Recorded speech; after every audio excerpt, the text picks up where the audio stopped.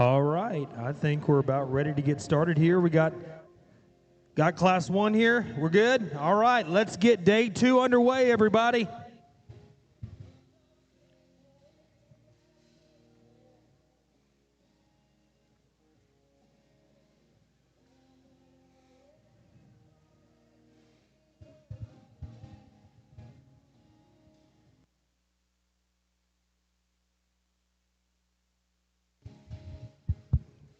As we're getting the day started this morning, I want to go and introduce our judge here today, Mr. Jordan Leatherman.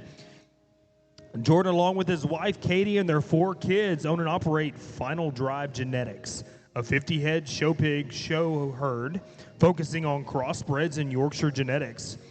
Jordan has been fortunate to judge at every level from coast to coast, including but not limited to the Houston Stock Show, Oklahoma Youth Expo, and multiple state fairs across the country. Everybody in the stands, please help us welcome our Jordan Leatherman today.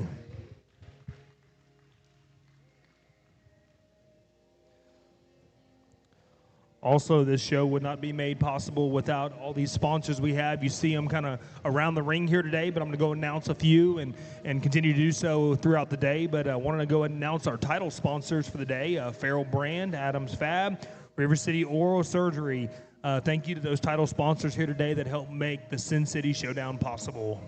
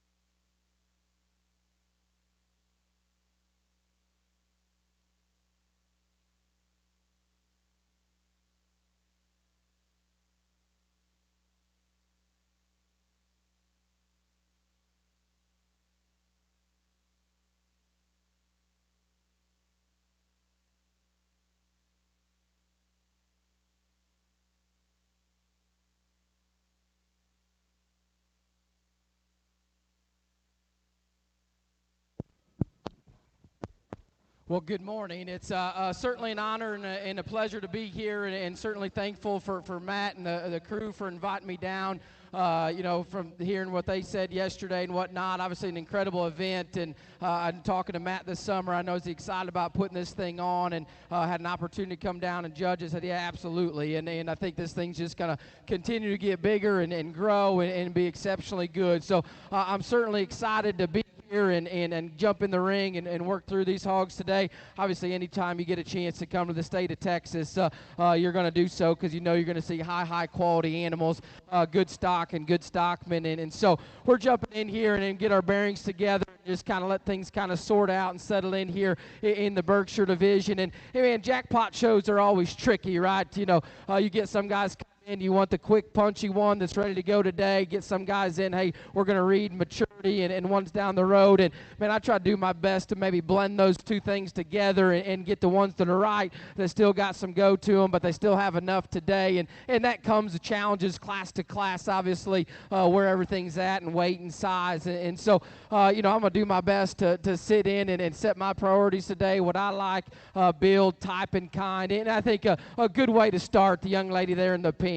Like a lot of things about this bear. I mean, she's got that thing decked out, skin and hair. This standpoint in time is really, really good. And beyond that, I think just that thing's just proportionality, skull shape, build, comfortability. I think just where we're at in terms of a fill and weight and size is right and correct. I think when you get on top of this one, certainly impressive is in terms of spread out of shoulder blade, squareness coming on back, big upper pin set, square hind leg. Yeah, hey, critics will say we could dense and stouten feature and bone just a bit, especially to match that stout skull that thing's got. But, man, I just think that thing's proportions, rectangularness, everything puts together, comes together really, really well.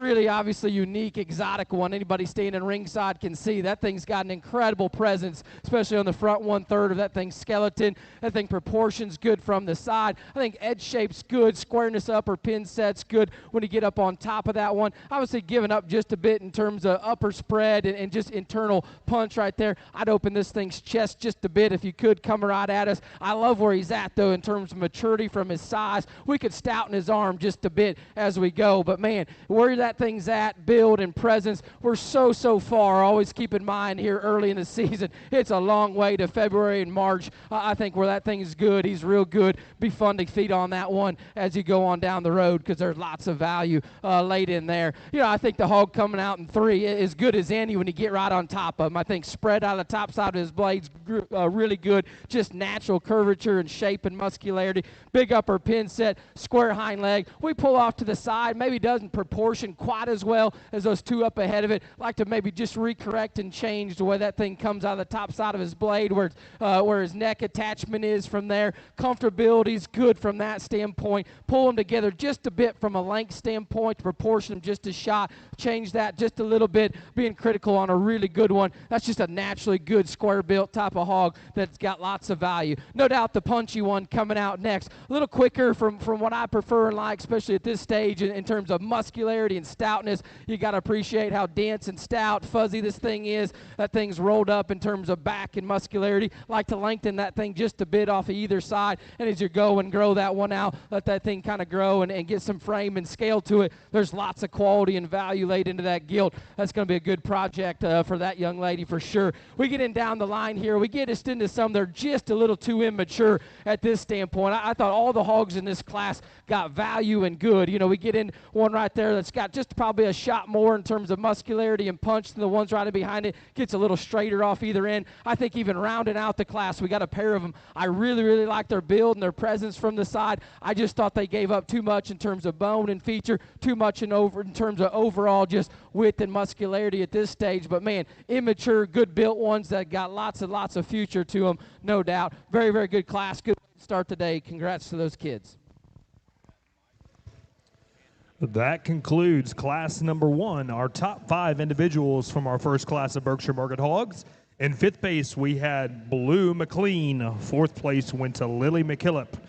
Third place was shown by Brody Hamilton. Second place was awarded to Caden Canyon. And our class winner in our first class of the day went to Shelby Pampel. Congratulations to those top 5 individuals. And now we're moving on to class number 2 of our Berkshire Market Hogs.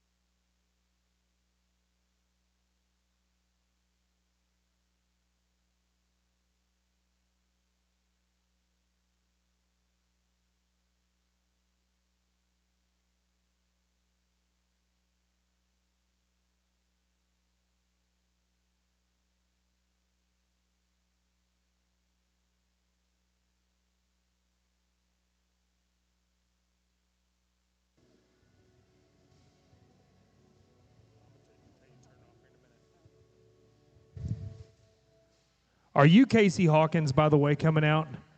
Hey, Casey, all of us here at the SynCity Showdown want to wish you a very, very happy 18th birthday. So on 3, everybody, I want you to say happy birthday. 1, 2, 3.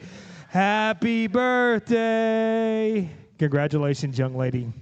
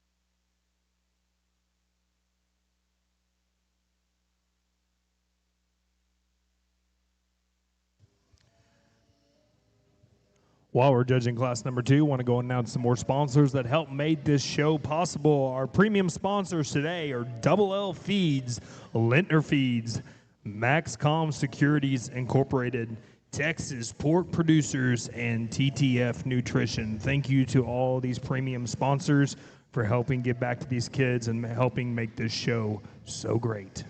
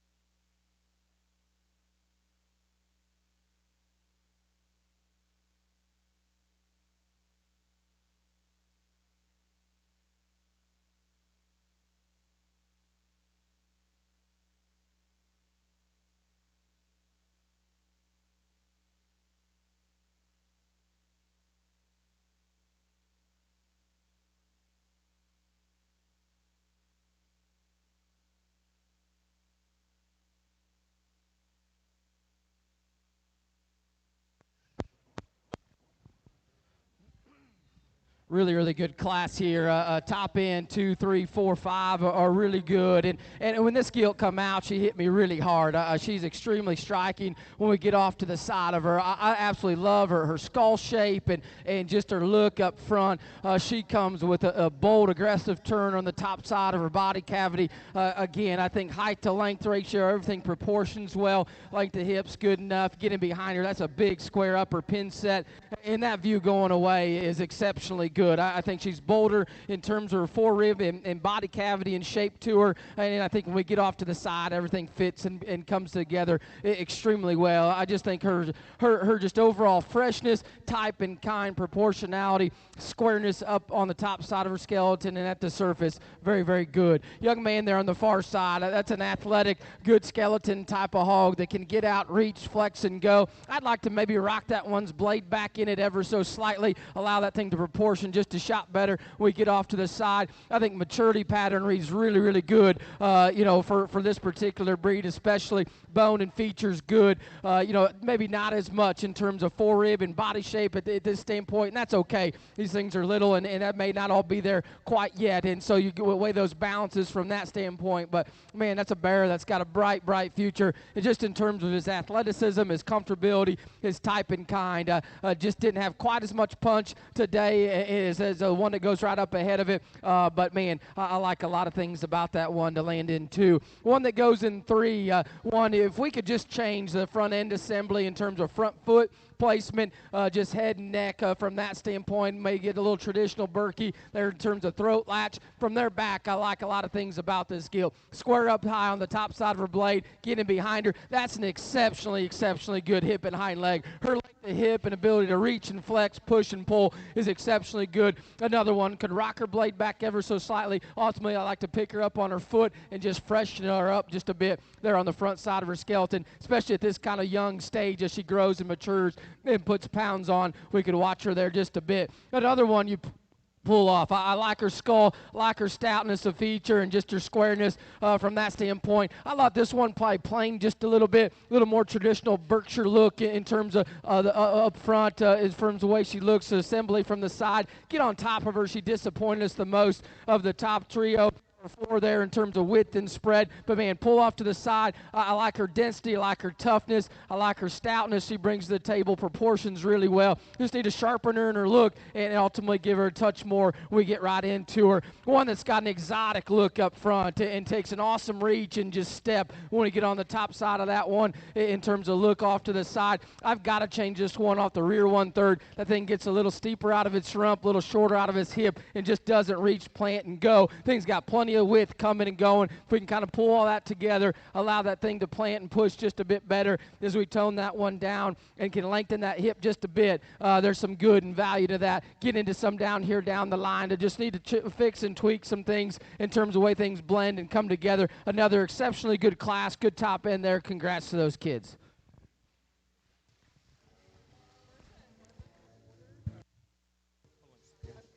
That concludes class number 2 of our Berkshire Market Hogs. In 5th place, we had Casey Hawkins. Once again, happy 18th birthday, Casey. 4th place went to Cadence Thomas. 3rd place was exhibited by Jackson Kane. 2nd place was shown by Case Pape. And our class winner in our class 2 of Berkshire Market Hogs was awarded to Brian Camarina. Congratulations to those exhibitors. Now moving on to class number 3, our final class of Berkshire Market Hogs, followed by the champion and reserve champion selection of our Berkshire breed.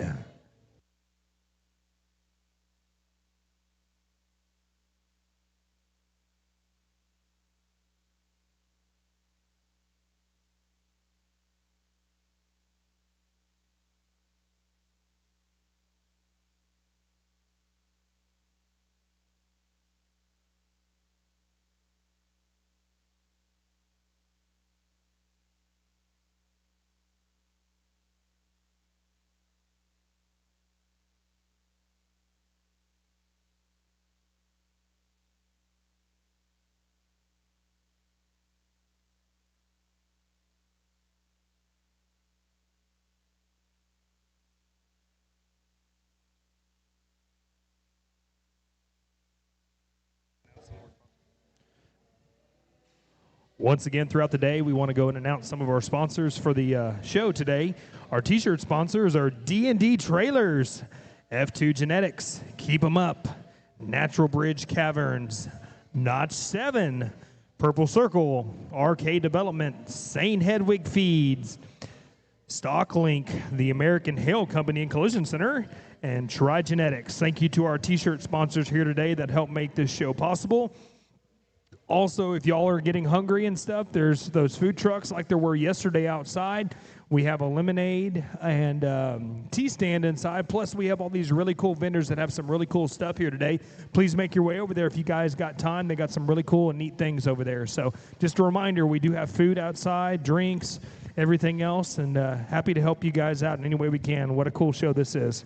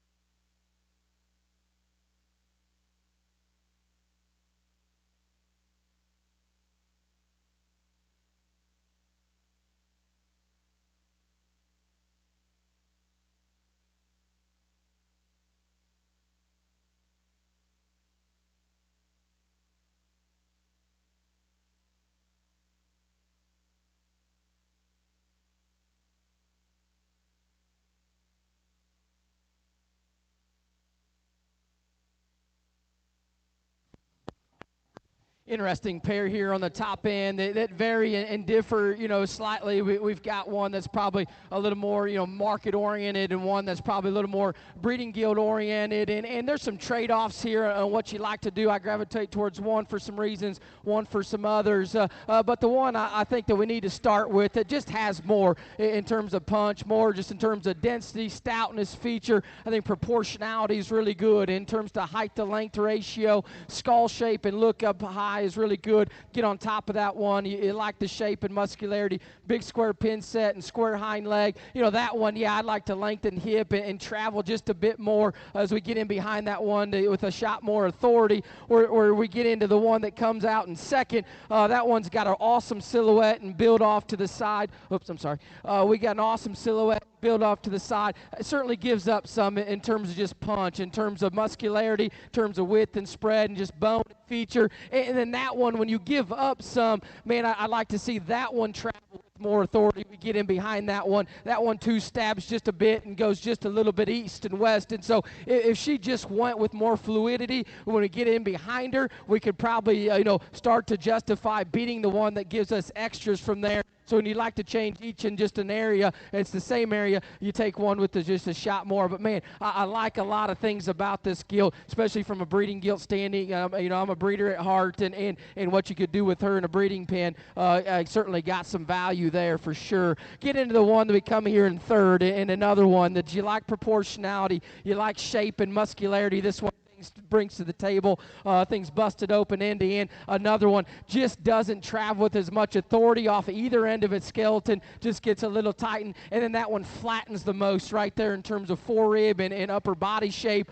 in terms of you get right on top of that one, and right then that one's heart. But man, that one certainly got some punch and some extras as well too. Get off to the side. I like proportionality. I think height to length ratio is certainly ideal. Gets a little stilt here for me in terms of off either end. Ultimately falls out of bed just a bit in terms of foot bone and feature, but when we pull off to the side, gives us a good look. Balance is good. Need to just open that one up, and again, another one stouten up in feature, flex and reach and go. We get in down the line here on some, and we've got to be better from just a skeleton standpoint. Standing still, this one's got some neat stuff to him. Just travels too much east and west for us here. Never really gets. And then we get into some that just give up too much on lots of areas. Congrats to those winners. We'll get in here and get you a champion Burke overall. That concludes our final class of Berkshire Market Hogs. Moving on to our champion and reserve champion selection. In that last class, in fifth place, we had Cooper Homan. Fourth place went to Aubrey Martinez. Third place was shown by Jackson Kane.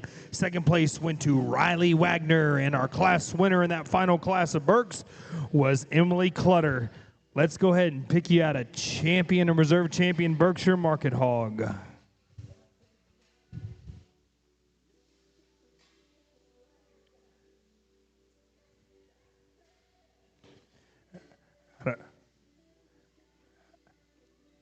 Out of our first class, Shelby Pampel.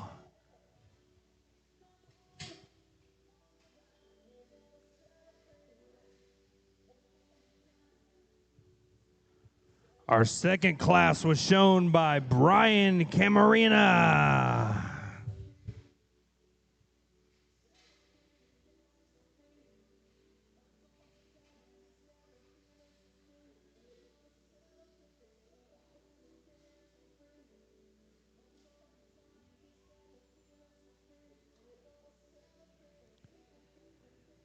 And rounding out our last class, Emily Clutter.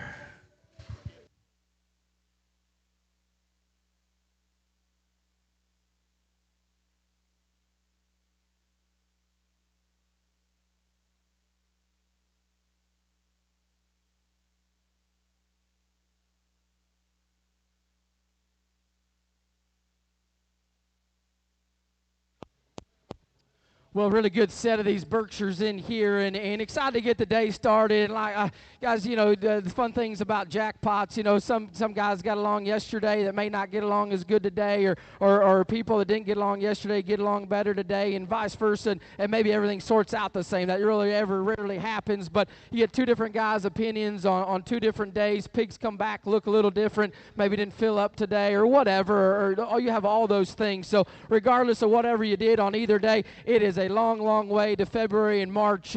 I'm sure Garrett did a great job yesterday.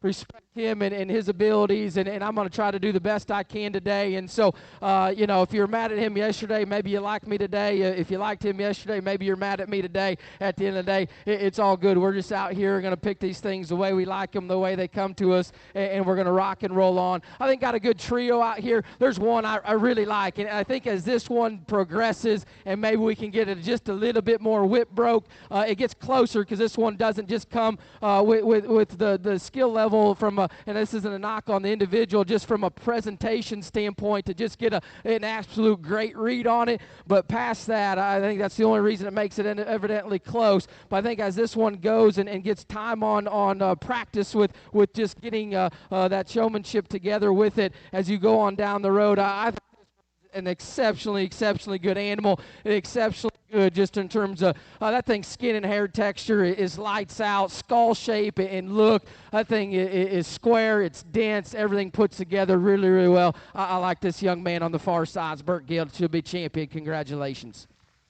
Your champion Berkshire Hog went to Brian Camarina. Coming out now is Case Pape.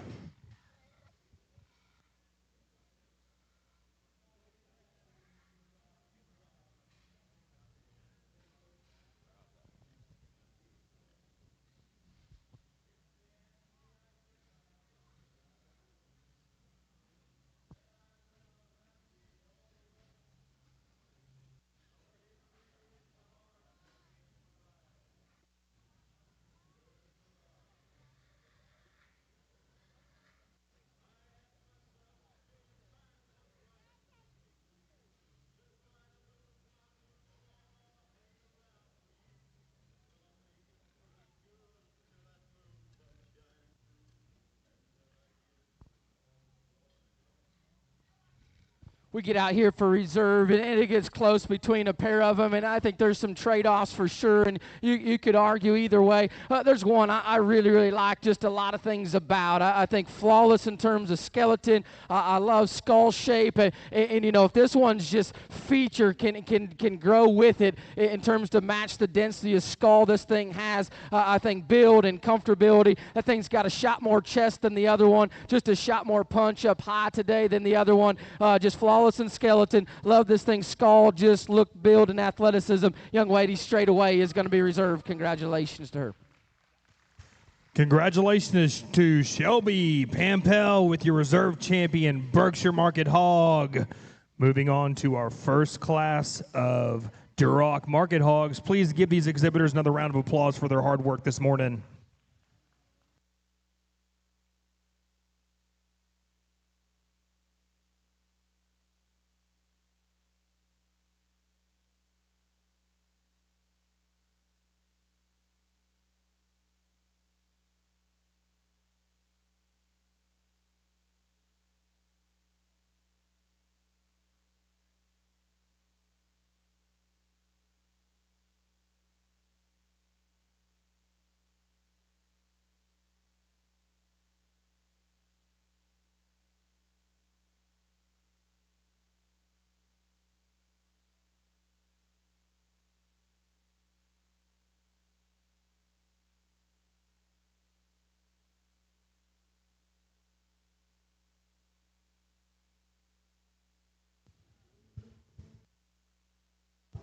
Once again, as the day goes on, we want to go ahead and keep announcing our sponsors who help make this show possible. Without them, this would not be possible.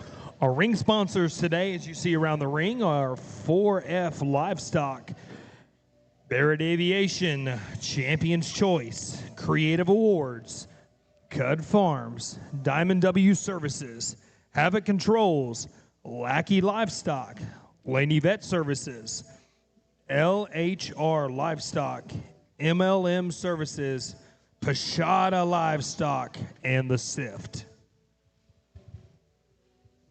And Mr. Pashada, I did say that right today, I promise.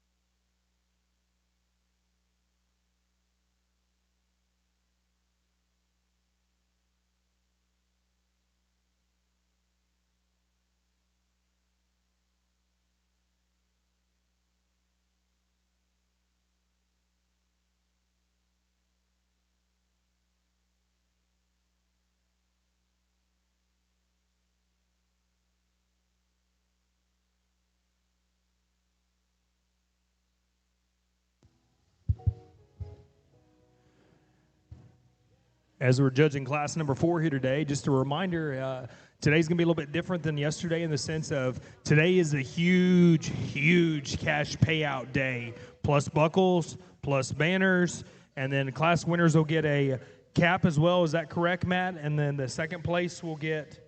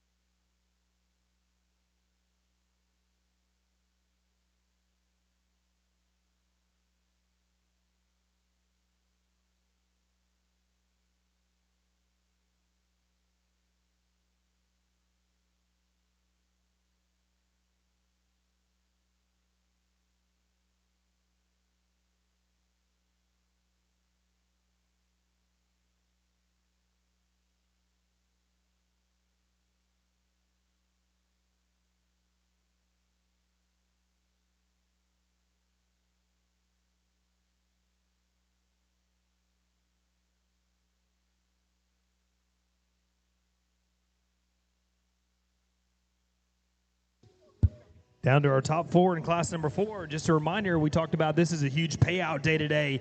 Every class winner through third place, first place will get $50. Second place will get $30. Second place will get $20, plus first place will get a cap. And our breed champions will receive $150. Reserve breed will get $100. And then at the end of the day, when we do this really fun, cool grand drive, selection grand receives $2,000. Reserve grand, $1,500. Third overall, $750. Fourth, $500. And fifth overall, $250. So you guys are going to get to walk away with some cash today if you have a really good day today. So I want to thank everybody who made this possible. SynCity Showdown's giving out a big cash day today, plus some buckles and some big, really cool banners today. Thanks for being here.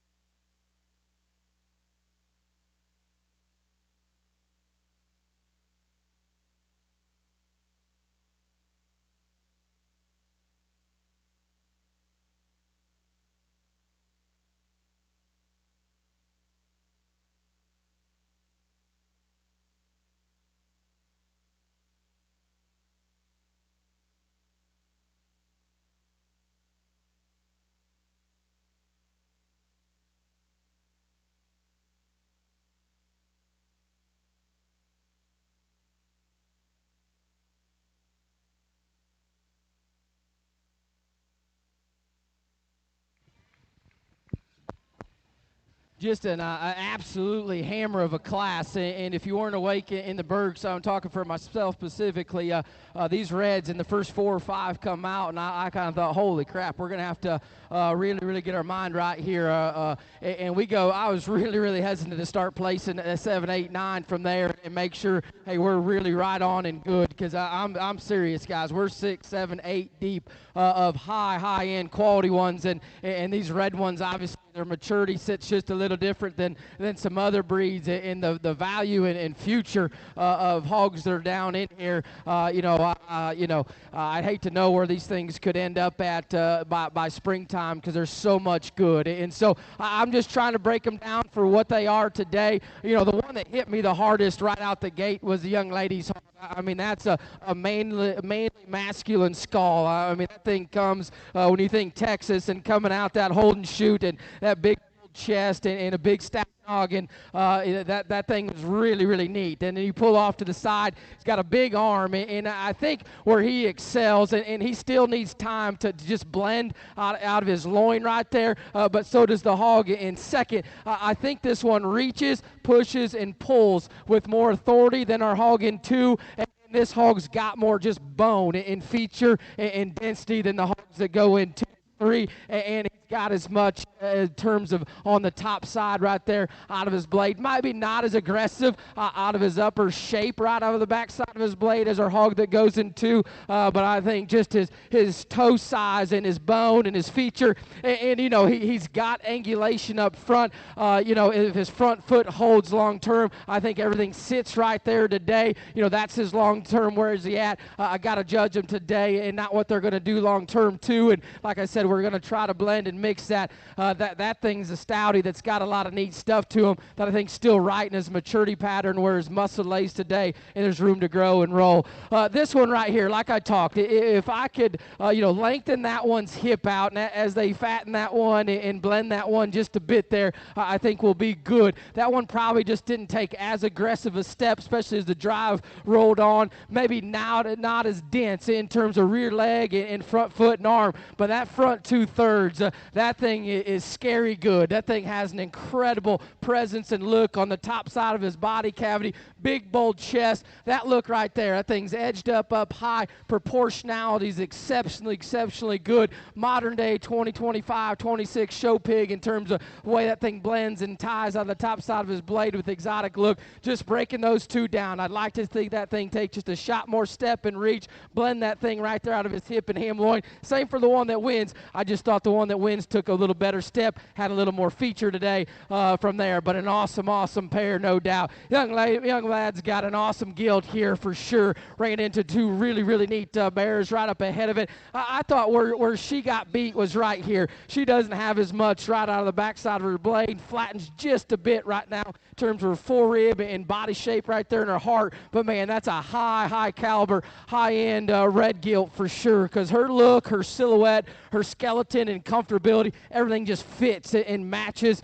Should be a fun one to, when you get these Duroc gilts in that 300 plus range, and she's got the freshness and look up front to handle all that, the skeleton to handle it. Young man's got an awesome project there that's got a bright future for sure. Obviously the pounds light one amongst the group, and so jackpot settings, like we said, can always just be a challenge in terms of we got size and variation and all those sorts of things, and so where does this one fit? I think his proportionality is right on, in terms of the height to length ratio. Everything fits and buttons and molds really well there. That one, just probably isn't as comfortable out here yet. Gets a little quicker and quick stepping, so maybe don't get as good a read as his length and reach as we get in from behind him, because he's probably not just 100% broke yet, so he gets a little quick in his step. I think as he gets a little older, bigger time, we can just set and comfortable him down just a bit. We can read a little bit more on that. Ultimately, just size and pounds gives up a bit in terms of just spread and dimension and all that from right now standpoint. Another one, high-end type of project to be fourth in a very competitive class. I think his spring looks to be really bright future for that thing. Another one that's got some uniqueness. That thing's got an awesome look in terms of that thing's jawline, skull, just bone and density and feature, probably as dense and stout as anything in this particular class. I read this one to just get a little forward-shouldered, just wants to set down a little bit and concave at knee just a bit, and then wants to hock in just a little bit as we go away. I'm cool with that because I'd rather them hock in just a bit when we blow and go. They open just a touch and shade from there versus being bowed out, especially at this stage. But that's a dense, burly one. Need to fix some things coming and going, but I just thought there's so much good and value into that thing. Rolled up, top to back, laid in there. Lots of good. Young lady that comes out next with that bear, another one. I need to clean that thing's joints up just a bit and gets a little wide off either end for me. Another one maybe doesn't blend and tie when we get off to the side, especially talking head and neck carriage from there. But again, another one square at the surface. That one's good in terms of proportions. Got some edge shape up high. Just need to sharpen that thing out of its crest and really as much as anything clean up some hock structure. But man, awesome class. Incredible top end. Congratulations to those youngsters. Congratulations to those individuals in that first class of Duroc Market Hogs. In 5th place, we had Harper Bashada. 4th place went to Hayden Dittmer. 3rd place was shown by Benson Schaefer. 2nd place was awarded to Brooks McKinley. And our class winner in our first class of Duroc Market Hogs was exhibited by Gertie Dudley. Moving on to class number 5 of our Duroc Market Hogs here at the SynCity Showdown.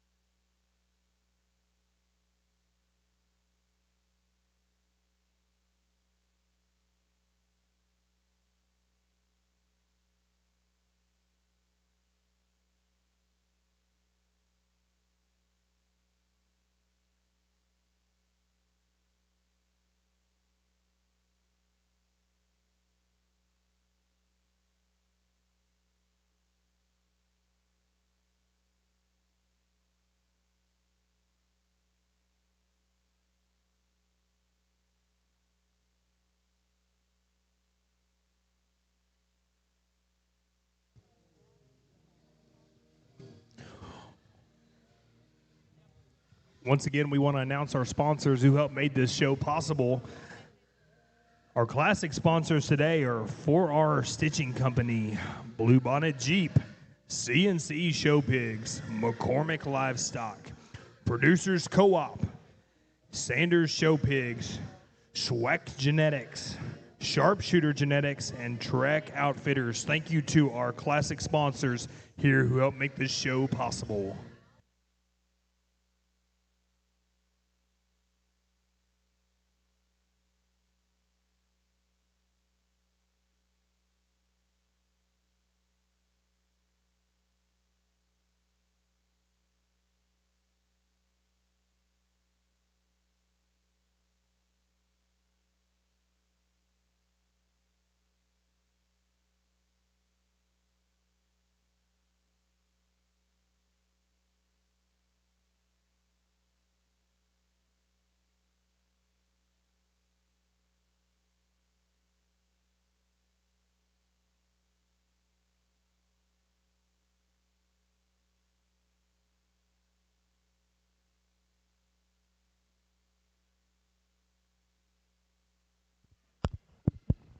We get in these next class of reds and a little more challenging class. And honestly, you know, the first class, we got the little guys that are kind of still in their little and cute stage at the most part. And these red ones kind of go through that next stage of life, probably right here in this weight range where they kind of are growing up and scaling up. And we got a lot of good built, good made ones that are just kind of skinnying up. And hey, they got to do that at some point in time. They got to grow so we can kind of keep putting pounds on them and do what we need. And that's kind of what we got in this class is they're kind of going through that stage of life where they're growing up and skinnying up just a bit. And so with all that said, I thought the two best that complemented just the most good and right. And still with that said, I think the most exotic one for me that has more just bone feature and an extra look and bigger cage related in that thing in terms of boldness coming right at you. That front 1/3 is just an impeccable look in terms of the way that thing ties out of the top side of his blade. Got a big arm and getting behind that one, that thing's got a big pin set and a square hind leg. I'd certainly, you know, like to keep blending him right there in his ham loin if we could, just to allow him to bounce just a shot better. But I still think he pushes and pulls good enough. And you have that kind of exotic look out of the front 2/3 of your body cavity at this stage relative to what else is in this drive. I thought that thing needed to win. Gilt that falls in two just because she does a lot of basics right.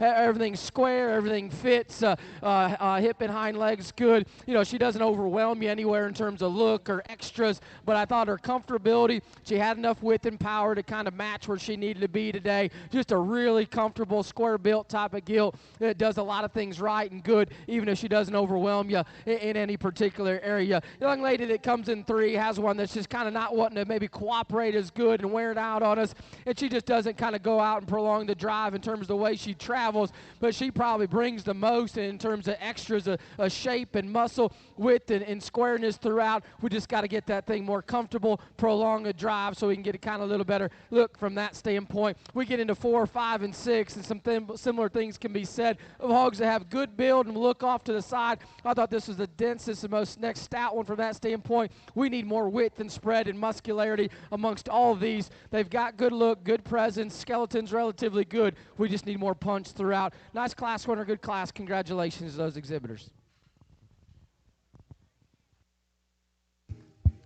That concludes class number 5 of our Duroc Market Hogs. In 5th place, we had Evelyn Havercorn. 4th place was exhibited by Addison Adams. 3rd place went to Baylor Wright. 2nd place was shown by Lindley West. And our class winner was awarded to Kendi Smith. Congratulations to those top 5 individuals. Now moving on to class number 6. Once again, thank you and welcome to day 2 of the SynCity Showdown.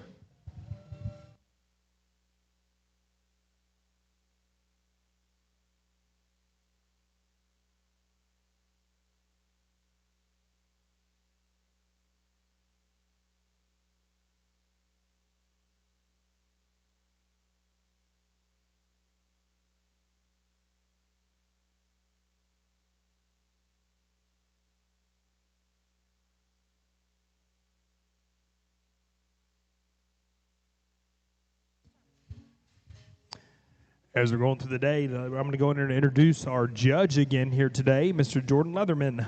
Jordan, along with his wife, Katie, and their 4 kids, own and operate Final Drive Genetics, a 50-head show pig sow herd focusing on crossbred and Yorkshire genetics. Jordan has been fortunate to judge at every level from coast to coast, including but not limited to the Houston Stock Show, Oklahoma Youth Expo, and multiple state fairs across the country. Once again, Jordan, we want to welcome you here to the hill country of Texas, and thank you for coming and spending time with us with these kids and evaluating these livestock.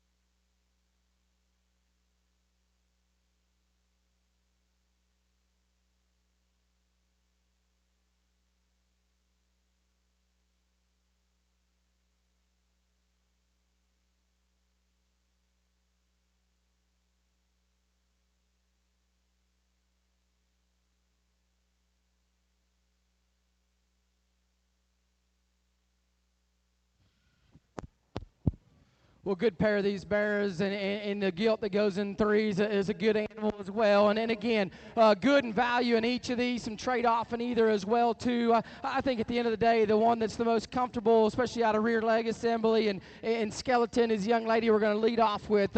No doubt the densest in terms amongst the contemporaries in terms of front arm and just skull and a huge rear leg that flexes and reaches real well. You know, for the size of this thing's at, that critter still reads really immature about type and kind, you know, so you ask yourself at this size and weight, is there as much real raw just shape and muscularity as that one than the 1 and 2? There's not probably quite as much just aggressive natural shape there, but that thing's a shot more just comfortable. I think their balance, build, and proportions are similar.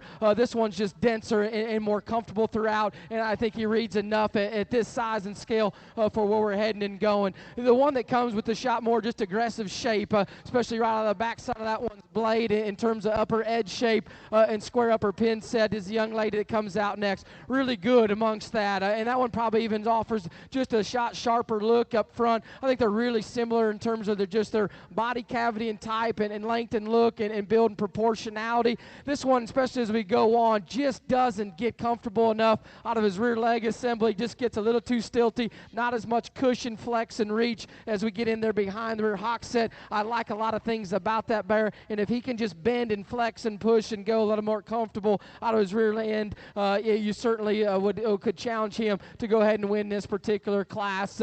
Young man's got a really good gilt that goes 3, I think similar maybe to our class 1, where the gilt goes 3 behind a pair of bears, just in terms of, hey, she looks a shot more feminine out here, and in a breeding gilt setting, I think that's all good. I love her just look and silhouette when we get off to the side. She has an awesome presence. She's super comfortable, square and correct to the ground, really pliable amongst her center body cavity. I just need to densen her up and stouten her up to run with those bears just a bit. And so when she kind of separates off maybe in a different show setting and can run with some more type of breeding gilts, man, you really appreciate her and the things she does and does well. She just falls out just a bit in terms of just bone and feature and extras relative to those bears, but that's a high quality animal for sure. Young lady that comes next has got a stout mug, the big arm type of one, just flattens too much for me in terms of body cavity and shape. Doesn't come with just a sharp fresh look up on the front side of that one's cavity, but another one square built, really good in terms of proportionality. I just need to make that one better right there, especially in terms of forerib and body shape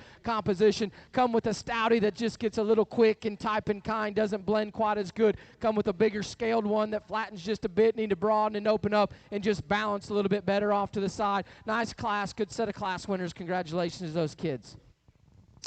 That concludes class number 6. In 5th place, we had Brady Satterwhite.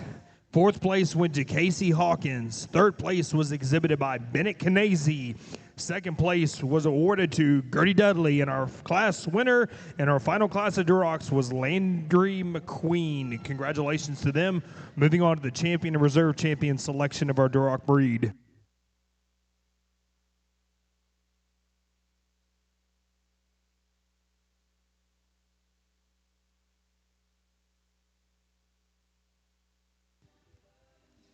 All right, in our first class of Duroc Market Hogs, Gertie Dudley.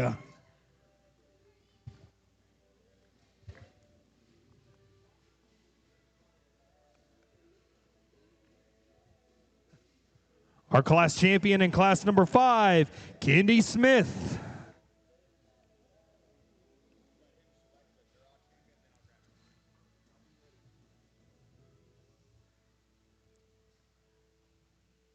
And last but not least in our final class, Landry McQueen. Let's select you a champion and reserve champion Duroc Market Hog.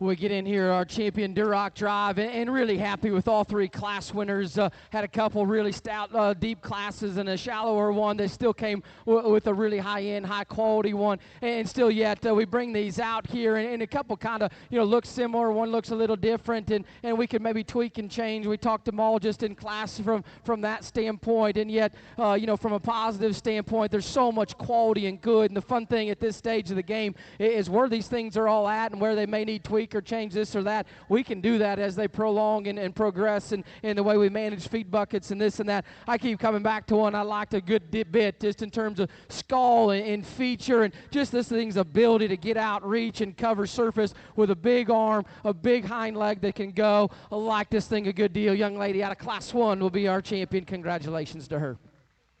Congratulations to Gertie Dudley with your champion Duroc Market Hog.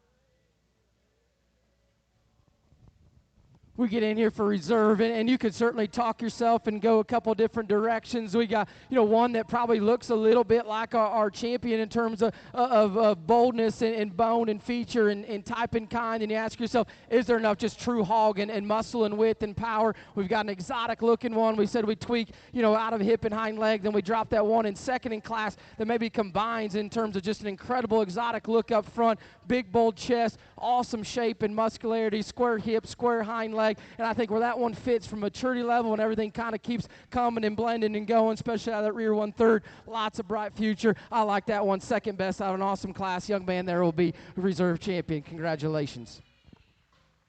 Congratulations to Brooks McKinley with your reserve champion Duroc Market Hogs. Now moving on to class number 7, our first class of 2 of the White OPB Market Hogs.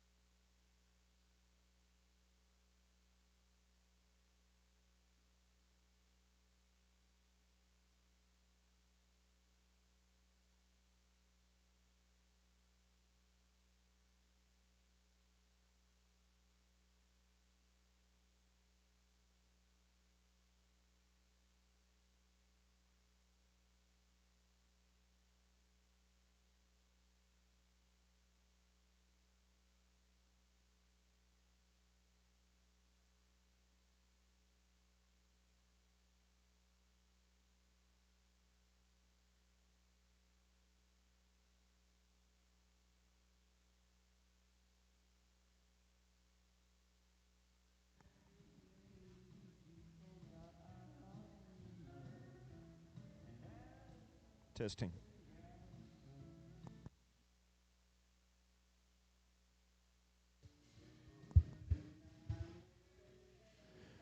Mr. Murdoch, we've noticed there is Taylor Swift on this playlist. Was that supposed to be there? Okay, Taylor Swift is a thing here.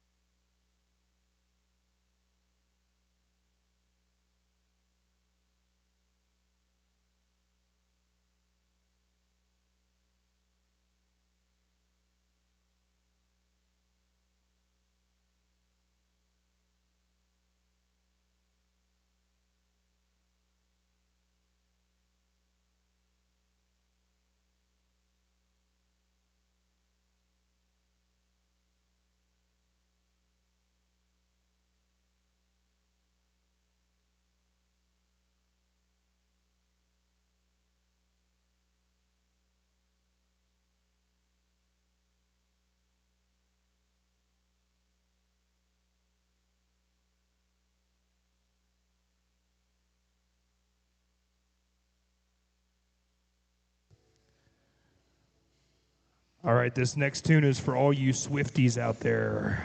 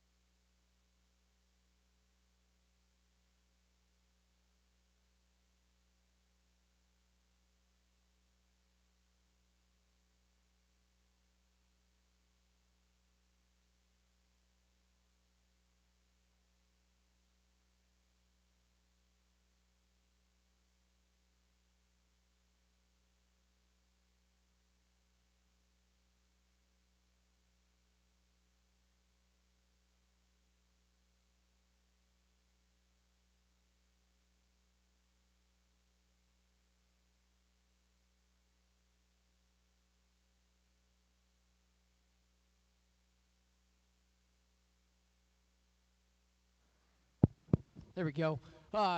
We get into these whites, and obviously within this particular breed and division, you kind of just, from a skeleton and structure standpoint, and we get in just to comfortability.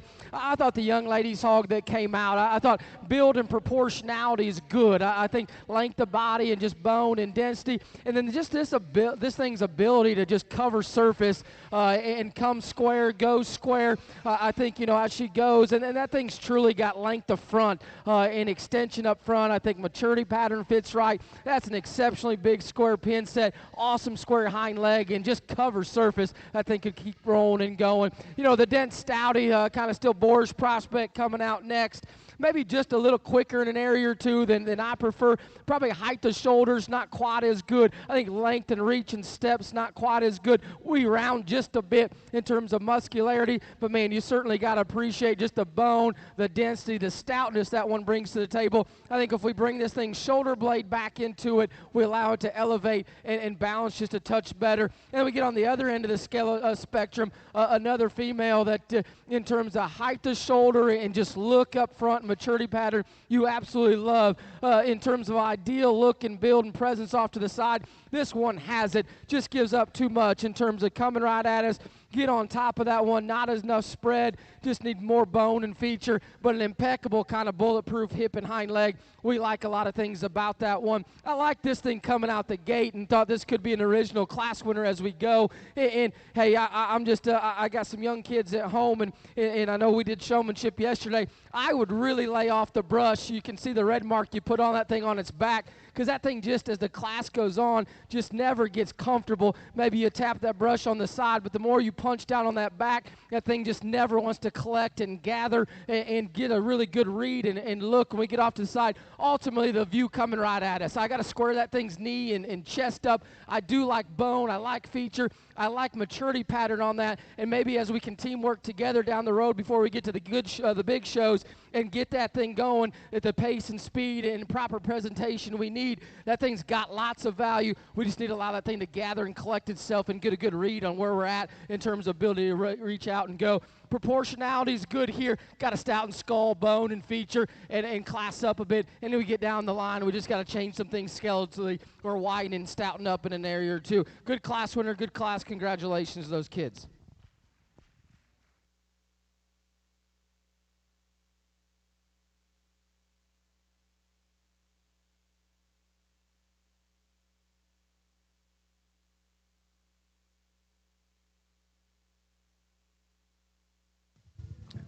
That completes our first class, class number 7 of our white OPBs. Moving on to class number 8 now.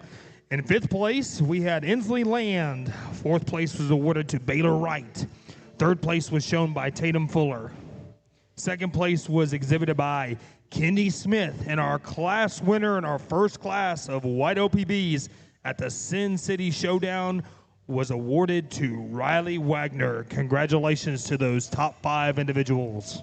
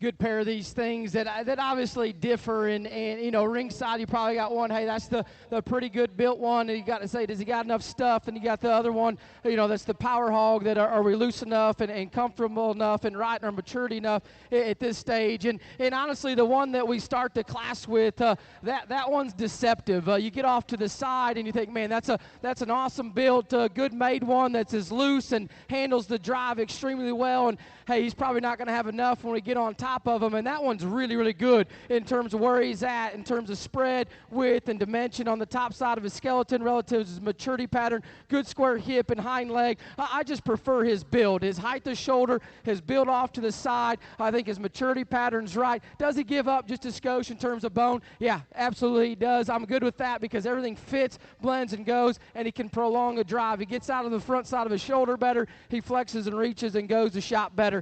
You know, a dense, burly one, no doubt, and I'm sure he's got some ringside favorites in terms of like, and you certainly are drawn to some things he brings to the table. He's rolled up in terms of shape up high. He's got bone and feature. You know, you're asking yourself, is he comfortable enough, especially at this stage, out of his front shoulder assembly? I would like to rock his blade back, and that'll allow him to be just a shot taller at the point of his shoulder, and then he never just gets as comfortable in terms of range and reach and flex as we get in behind him. He short steps us just a bit. I like his bone. I like his toughness and his durability. I just got to ask that one to go with a little bit more looseness and flexibility, and we could change the way he's built, and especially in terms of the height to shoulder and the way his front shoulder assembly set into him just a skosh, being critical. Good hog that goes in 2. Young lady comes with the hog in 3. That, man, another one, we're talking from a breeding gilt standpoint, like a lot of things about her. She's loose and comfortable and correct. You know, she's not as fresh and sharp on the front side of her skeleton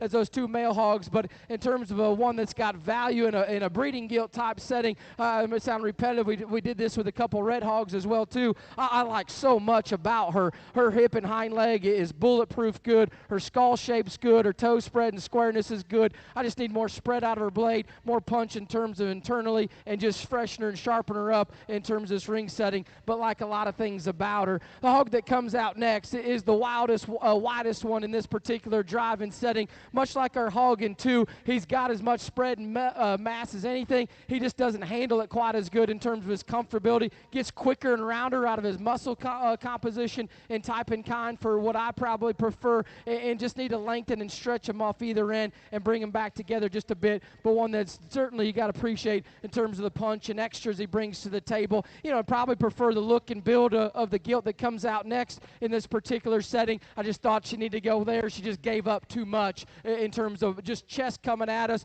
just bone feature and just internal width and power right there in terms of internal presence. Another one, good hip and hind leg, good silhouette and presence off to the side. I just need more from her. Nice class, intriguing pair on the top end. Congratulations to those exhibitors.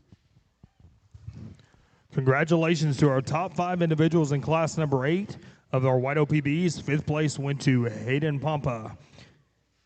4th place was exhibited by Brooks Lang. 3rd place went to Reese Wagner. 2nd place was shown by Cooper Homan. And our class winner in our final class of White OPBs was Squirrel Sesame. Let's get you a champion and reserve champion White OPB coming out of the gate, Miss Riley Wagner. Now to class number 7 or class number 8, Squirrel Sesame.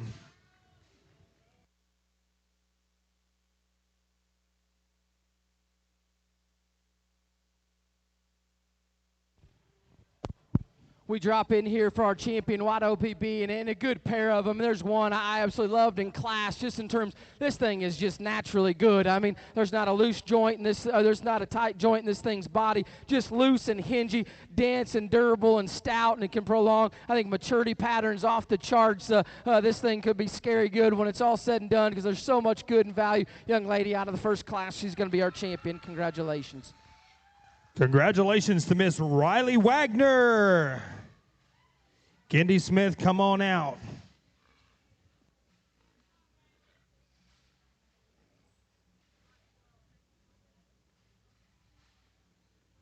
We bring that second place out. You know, we talked that one having good and value, and probably similar to our second place in the other class as well, in terms of, you know, if you want to call them board prospects or whatnot, where both of them probably just need to be more loose and better build out of their front end assembly in terms of height to shoulder and where they're put together, and maybe they're intact still for reasons because they've got some of those far-reaching type of pieces that are out there. I think for what I like and where I'm comfortable at in terms of hogs that are proportional, built right, loose in their skeleton, and everything fits and rolls and goes. Young man that was first out of last class is going to be reserved. Congratulations. Congratulations to Squirrel Sesame with your reserve champion white OPB. Now moving on to class number 9 of our dark OPBs.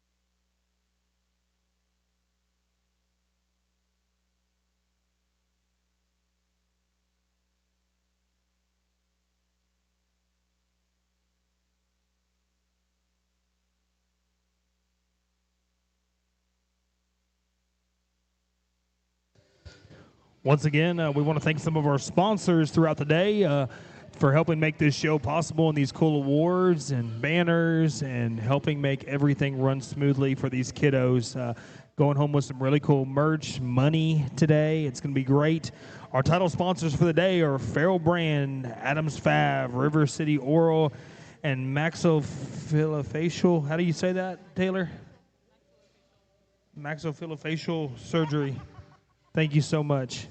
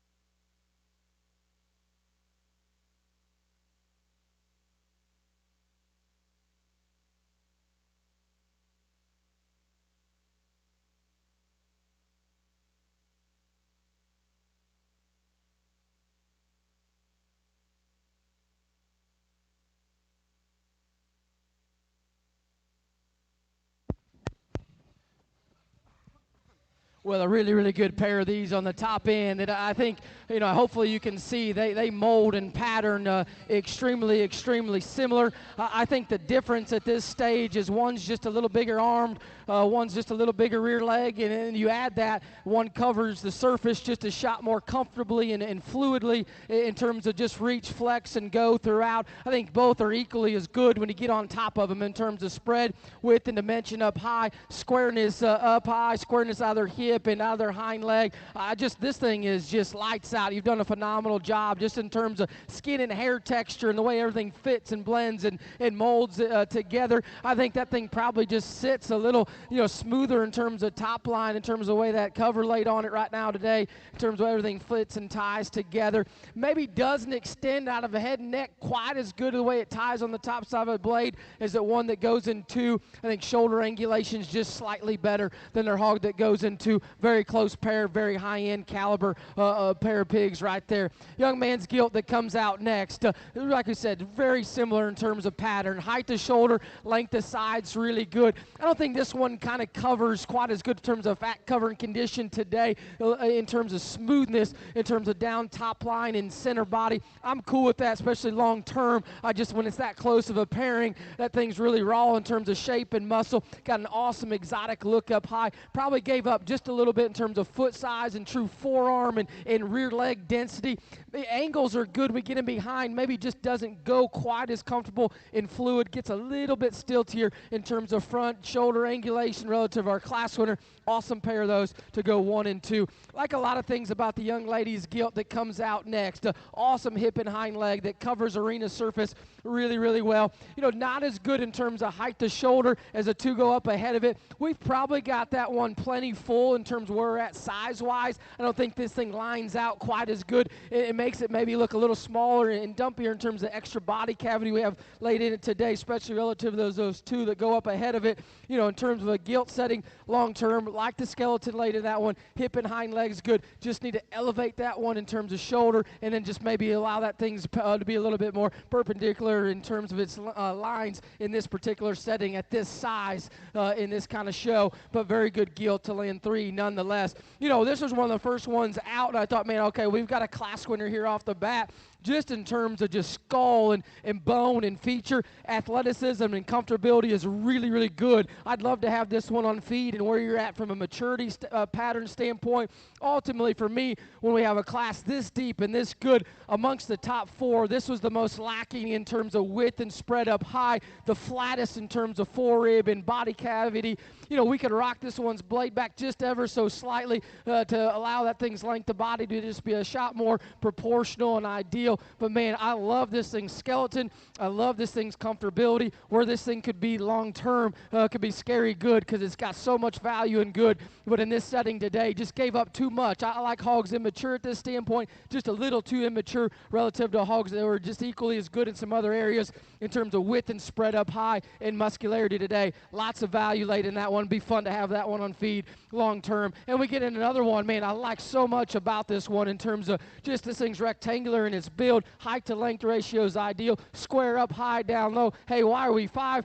Just give up too much in terms of bone and feature, and just that thing's angulation not quite as good. And we ran into a very deep class. I think you go to a lot of jackpot shows and win a class or beyond with a hog that's looked like that and built like that. We just had a high-end, very high caliber type of class. That one just needed to be a shot more just in terms of feature. Awesome class, good top end. Congrats to those kids.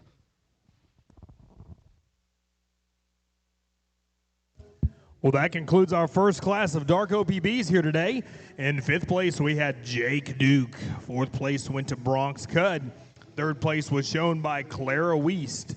2nd place was exhibited by Brooks McKinley.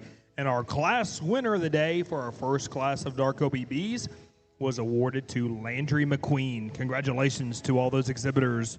We are now showing class number 10 Dark OPBs.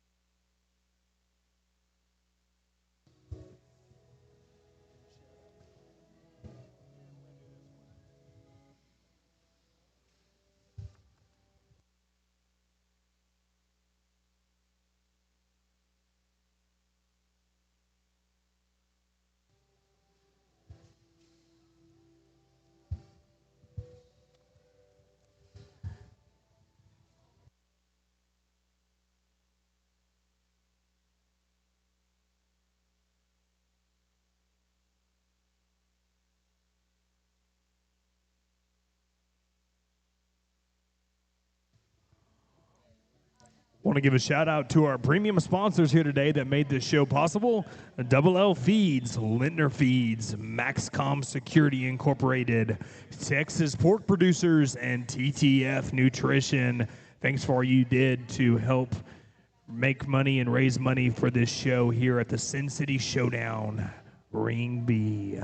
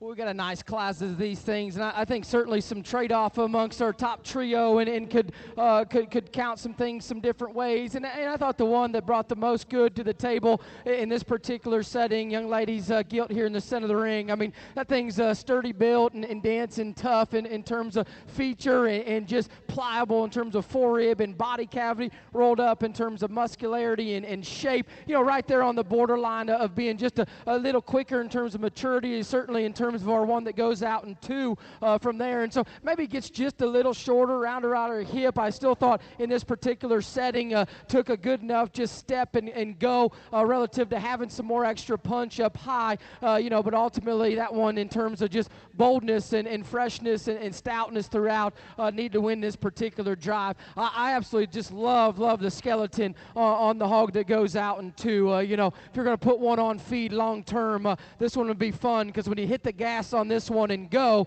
this thing skeleton is sturdy built and athletic, can flat get out, roll and go. Ultimately that one just gave up too much. Like I said, you got trade-offs, especially in a jackpot setting of this is the more athletic one, which if you've watched me today, I like him athletic and can reach and go. But the reason this one probably is a shot more athletic because we give up just so much muscle in terms of width and power up high. And I like the maturity pattern at this stage, but in this setting, I think we give up too much. But, man, you talk about one to be fun to put on feet long term. And when you start gassing on that one and respond and go, lots of good, lots of value laid in there. We just give up too much in terms of spread and muscle at this stage of the game. A hog that's got value and good out here that comes out next, that's got some combination of 1 and 2, but ultimately still is the flattest in terms of forerib and body cavity and gives up the most in terms of bone and feature. I'd like to elevate this one just a touch too at the point of the shoulder. Shape and muscularity in terms of edge shape is good. Squareness in terms of upper pin set, squareness of hind legs good. Just tweak a few minor things there. Still a high quality one to land 3 nonetheless. The one that comes 4 is the broadest in terms of true edge shape and squareness up high. Got great squareness in terms of edge up high, squareness out of hip. We just get too east and west as we get in coordinated in behind, get a little stilty up front for me. Standing still, this one's probably the one you want to take a backdrop photo with. Got a sharp look up front, got a good build off to the side in terms of proportionality and freshness from that standpoint. We just got to make that thing skeleton better and go with more authority off either end. Another one that's got a stout skull and a big arm, just kind of falls out of bed in terms of freshness and sharpness and proportionality from what the others do in terms of edge shape and squareness up high. Still value and good in terms of comfortability from that standpoint. Good class, nice class winner. Congratulations to those kids.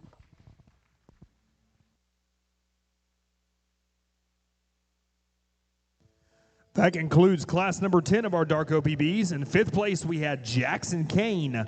4th place was awarded to Cooper Homan. 3rd place was shown by Aubrey Bowman. 2nd place was exhibited by Reese Wagner. And our class winner in class 10 of the Dark OPBs was handed out to Miss Murphy Blunt. Congratulations to those top 5 individuals. Moving on to our last and final class of Dark OPBs, class 11.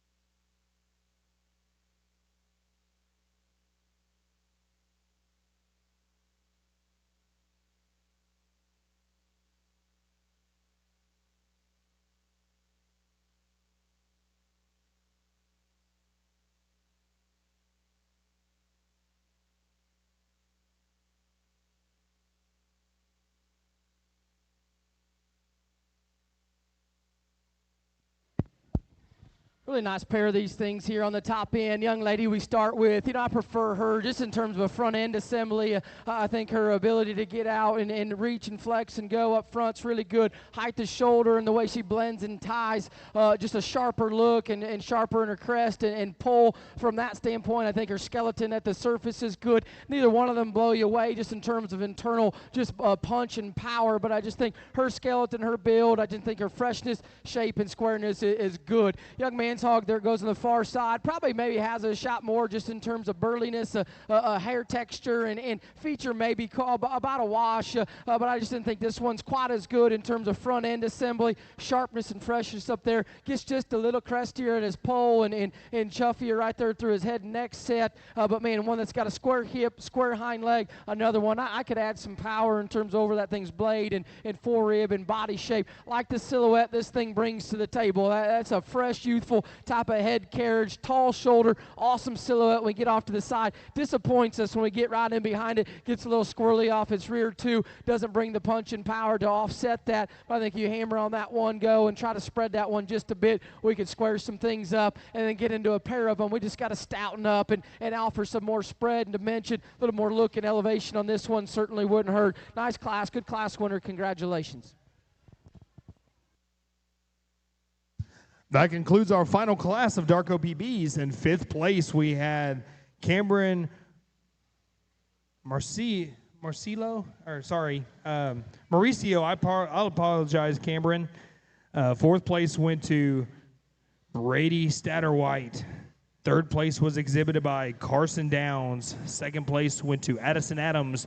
And our class winner in our final class was Camden Homan. We're now judging for our champion and reserve champion, Dark OPB. Out of our first class, Miss Landry McQueen.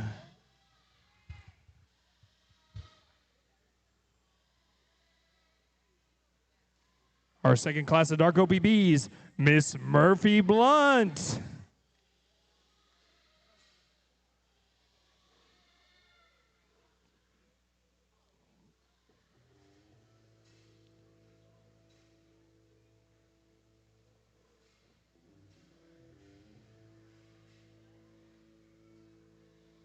And in our last class, Camden Homan. Let's select a Dark OPB champion and reserve champion.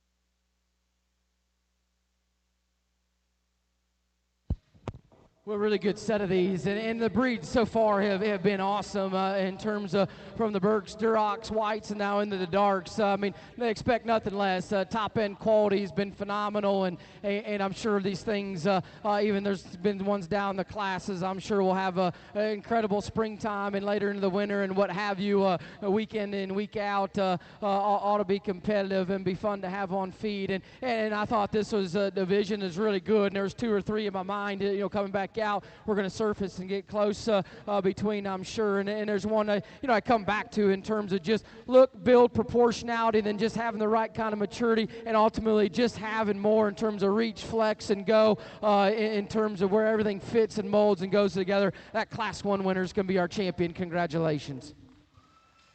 Congratulations to Landry McQueen with your champion, Dark OPB. Now coming out, Brooks McKinley.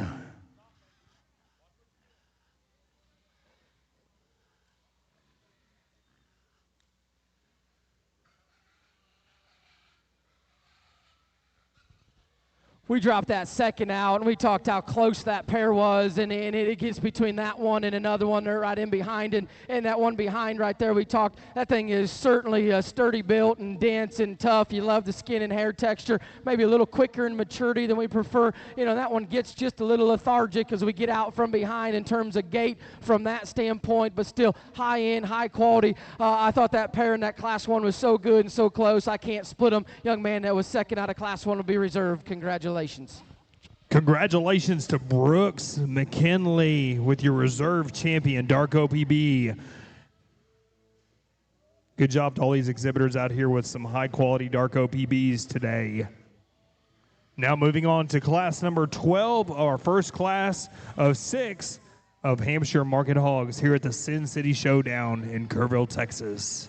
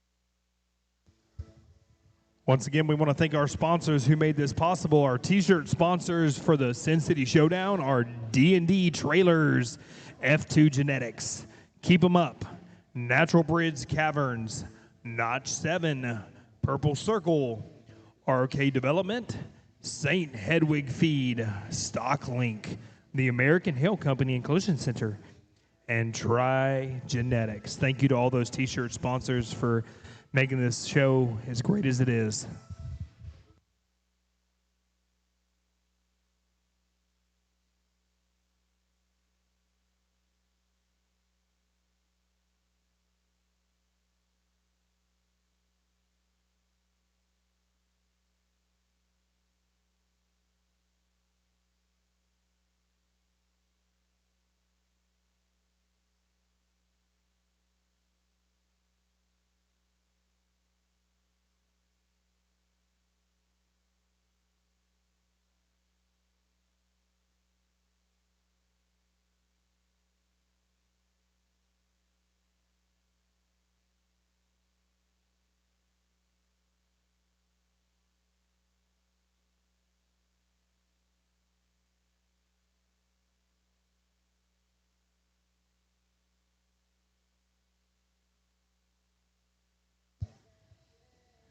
Just a reminder to everybody, they've got some really cool SynCity Showdown swag over here by the backdrop over here.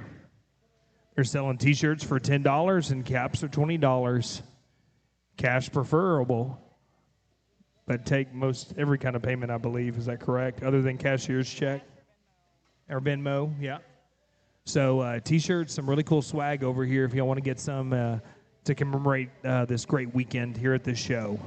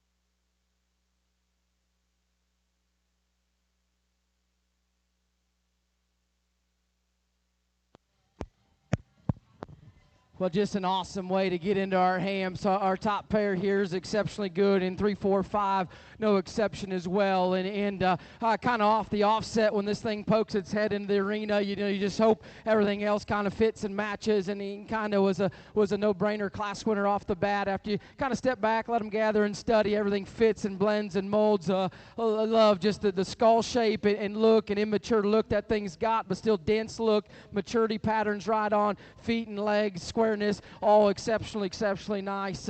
Very, very high quality one to win this particular drive.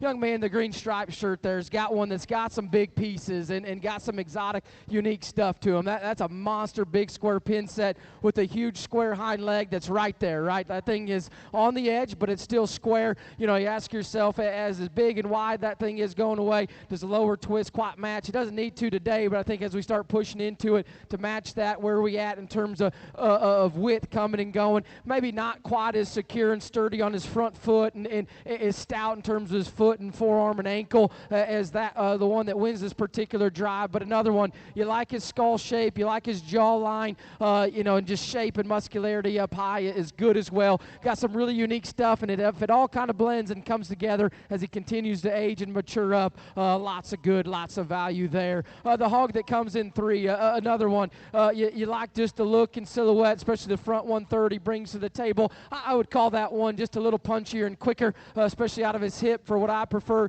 I think if you can calm him down and blend him out of his hip, I think his proportions are good. Another one that's big pin set and real wide going away, and as we just kind of slow and continue to bring this one along at the speed and pace he needs to, if everything continues to kind of blend and match and fit, just ran into 2 really, really good ones up ahead of him. I mean, that's one you usually go to a jackpot show and, hey, that's an easy class winner and roll on. Just ran into a pair that's exceptionally good in terms of quality. We come on down the line here into 4 and 5, and similar types of hogs that just need more in terms of density and stoutness. This is a gilt that if we could just bring her back in her shoulder blade and allow her to proportion just a bit better so we get off to the side. I like the angulation to her front shoulder and her angulation as we get out behind. Flex and reach is A on plus from that standpoint. Not as much spread, not as much in terms of forerib and body shape. Similar can be said for the one that kind of comes out next. Flattens a bit too much for me at this stage in terms of forerib right there. Another one gets a little long body, just doesn't balance in proportion quite as well. Awesome pair on the top end. Very good class. Congratulations to those kids.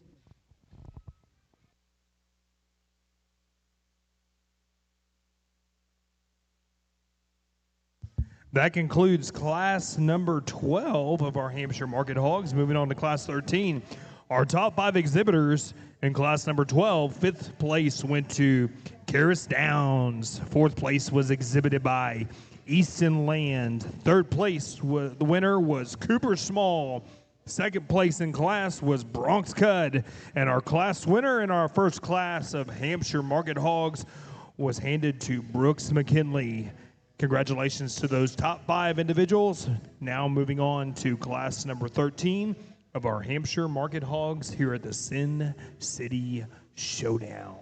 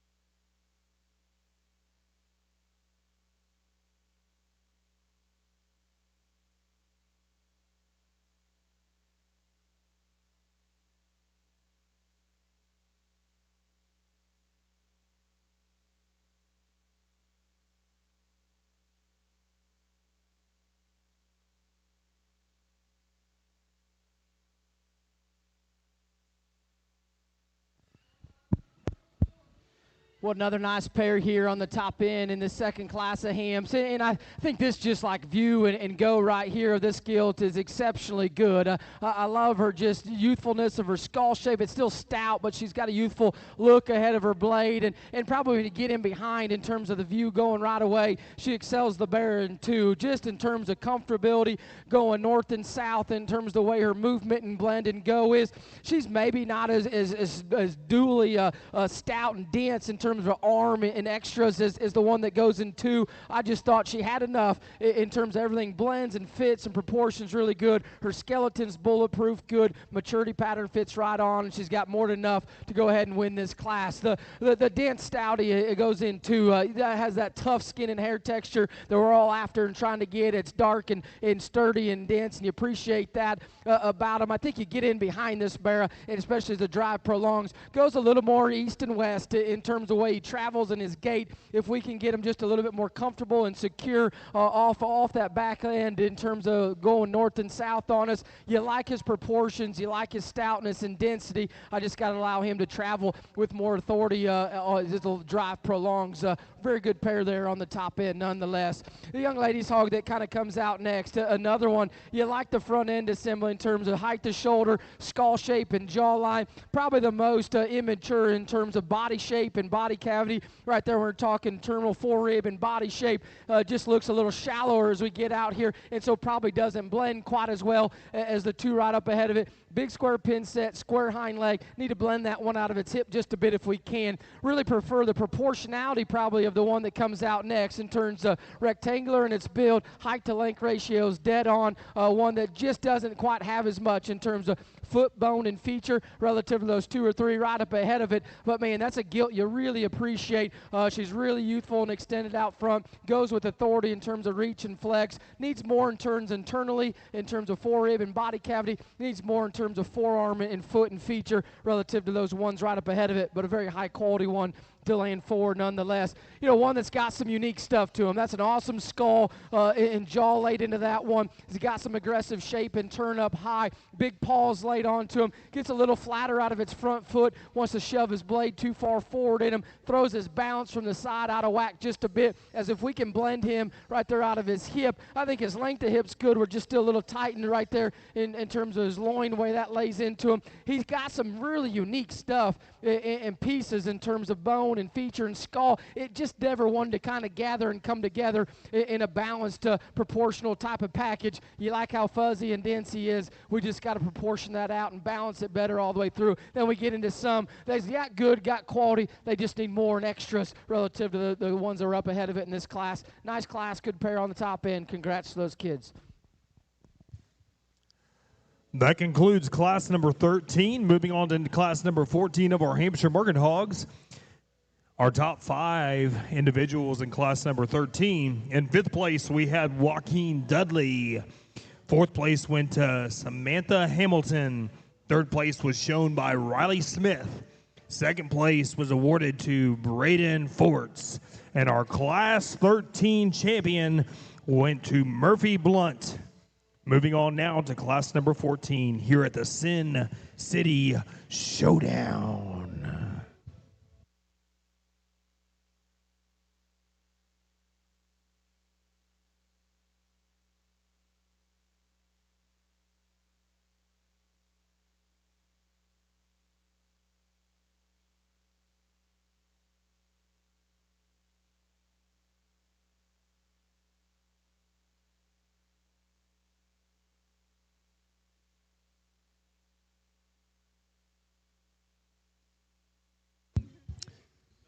Just a reminder, today's big payout day.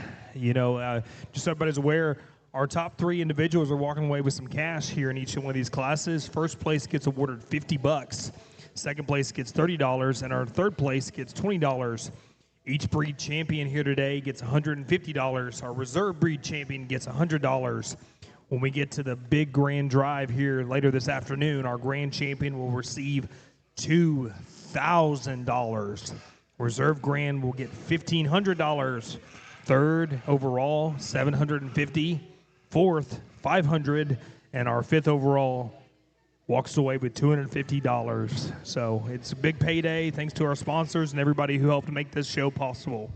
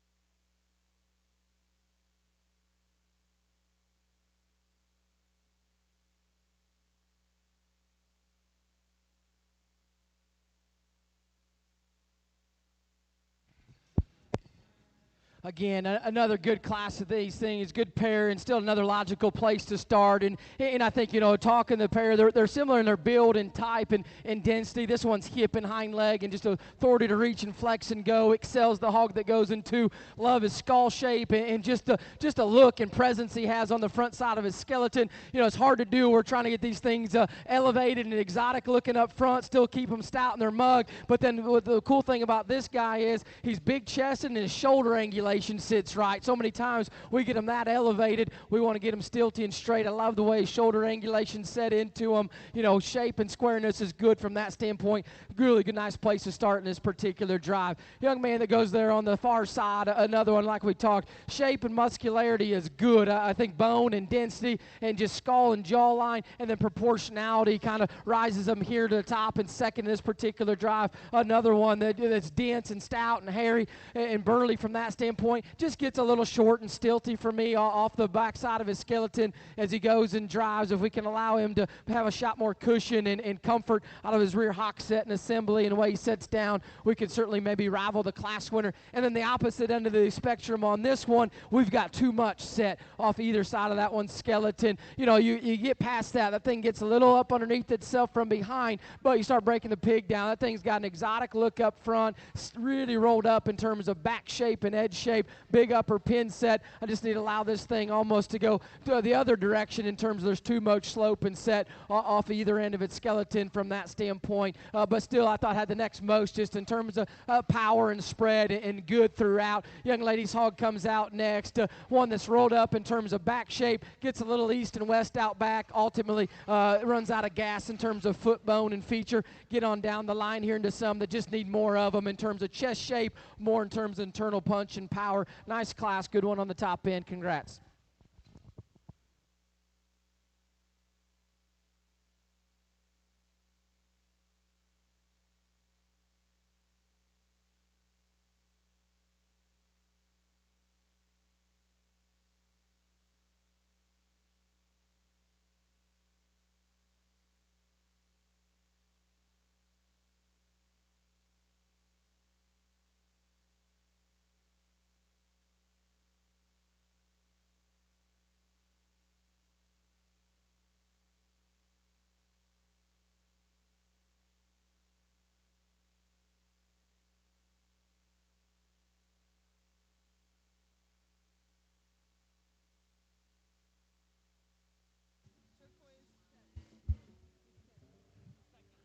Now moving on to class number 15 of our Hampshire Market Hogs.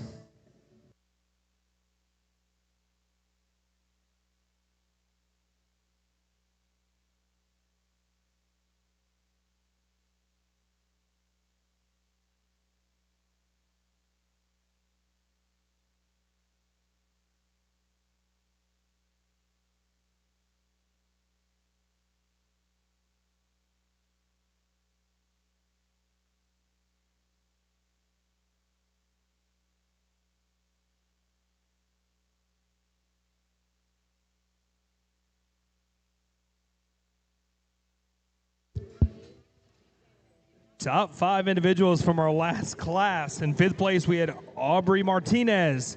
4th place went to Baylor Wright. 3rd place went to Kinsey Duke. 2nd place was awarded to Chance Carranza. And our class winner was Brooke McKinley. Congratulations to those top 5 individuals in class number 14.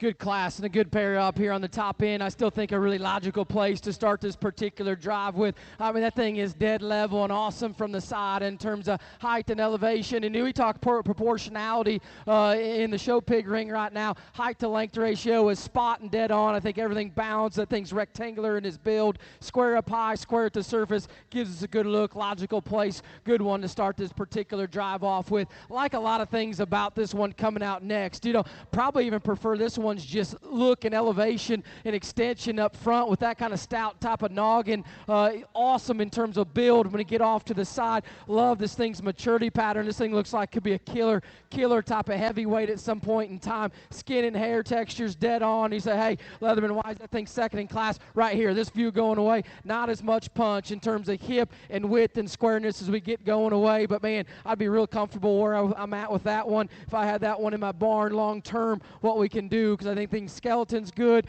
texture's good, build's good. There are lots of quality and value laid into that one for sure to land 2 in this particular drive. We get off another one. Proportions are good in terms of length of body and height from that standpoint.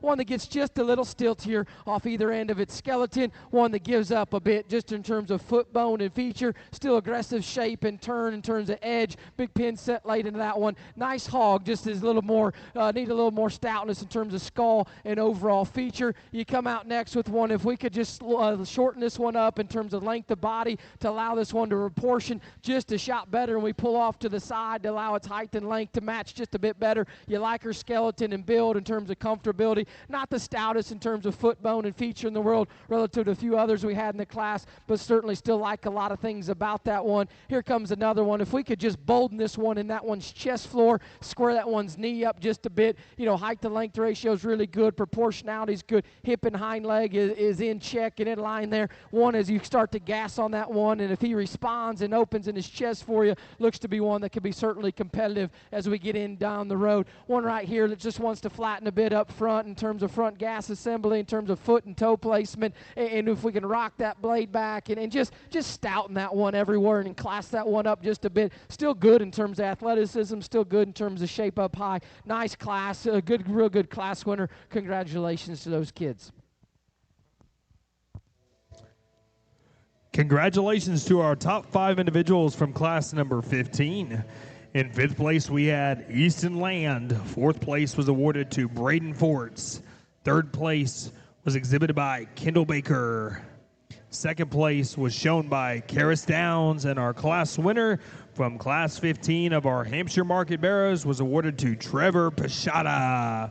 Moving on now to class number 16 of our Hampshire Market Hogs here at the SynCity Showdown.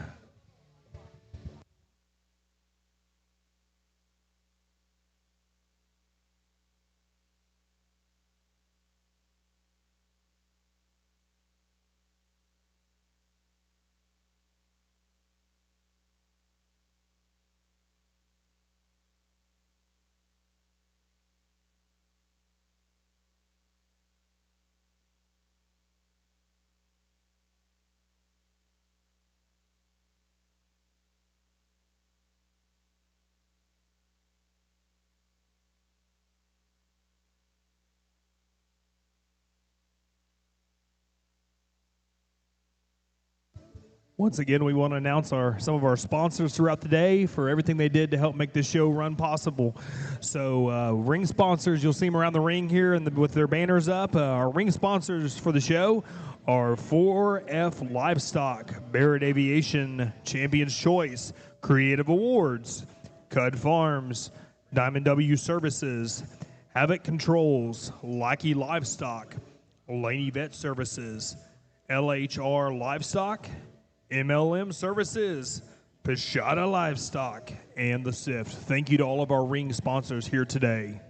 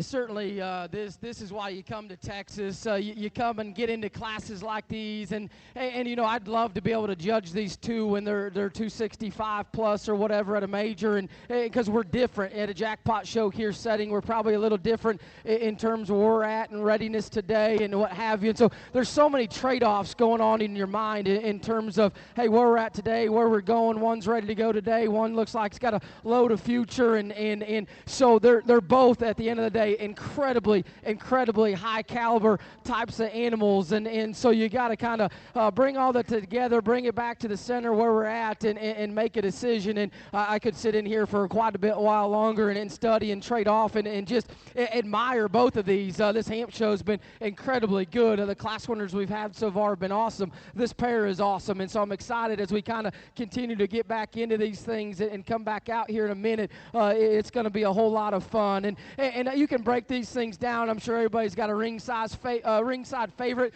of the one they like or would prefer, and I'm not going to argue one way or the other. You know, I got called to come in and make a judgment call today inside the ring, and so the one I'm going to use is the young lady there on the far side. I think and just incredible when you get on top side of this one. This thing spread at this stage of the game in terms of blade, and then just forerib and turn, swoop to that thing's belly and midsection and body shape. You know, that's probably where they differ today in terms of readiness. In terms of that one came full, filled, and fresh, ready to rock and roll today. This one's maybe just a little shallower in terms of where we're at, in terms of our lines, and tucked up and flanked just a bit relative to our one that wins. And I'm cool with having ones that like that, and cool with having ones like this. It's a preference from that standpoint of how you want to bring them to the table and show them what your goals are if you're trying to win today, or maybe save silhouette for down the road. The one that wins, big armed, you know, square, and everything's proportional. That thing's hind leg is as big and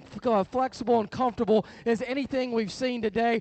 Bold, stout, and sturdy all the way throughout. Is that one is quite just as elevated as the 1 and 2, or quite just as bold chested as the 1 and 2? Maybe not. That's a little bit of a trade-off there on that pair. Like I talked, the 1 and 2, super elevated, really just sharp and attractive about his look up front. That thing, again, he's not frail or fragile by anything. Huge hind leg that's square and flexible. I love his maturity pattern where he's at. Like I said, he looks maybe just a scale bigger in his type today and doesn't proportion and blend quite as good as our class winner because his body shape isn't quite there yet today. I'm being awful nitpicky and critical on a pair of them because I think they're both exceptionally good animals. I had to make a decision out here today, and that's why I want one over the other in terms of where we're at today, readiness and whatnot. I love them both. I think they're both incredible. If they both go on and do big things, I wouldn't be shocked one bit at all. Very good pair in that particular drive and class.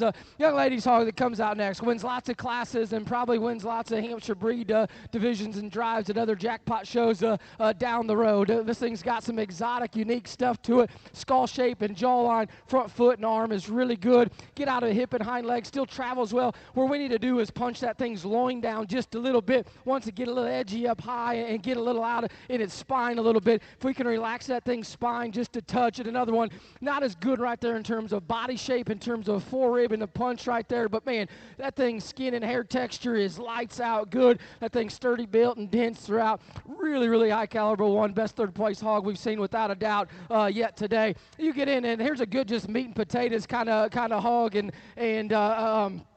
you know, in terms of that's a big skull, square built one. Doesn't do anything exotic in terms of extras, in terms of look up high, but that thing's still good at the ground, good at the surface, square throughout. Just ran into some that just had that much more uniqueness, that much more extras in terms of look in type and kind. High quality one, no doubt, nonetheless. Square built one here at the ground and surface just flattens too much for me in this particular drive and setting.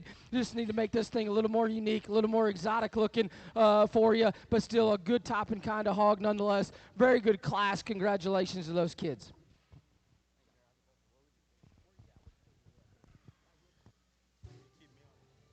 Thank you. Well, that concludes class number 16 of our Hampshire Market Hogs. Congratulations to all those exhibitors in a very deep class. In 5th place, we had Addison Adams. 4th place was exhibited by Berkeley Keelick. 3rd place went to Camden Small. Our 2nd place was awarded to Kai Blunt, and our class winner was Adeline Pugh. Congratulations to those top 5. Man, Jordan, those top 2 were pretty salty, weren't they?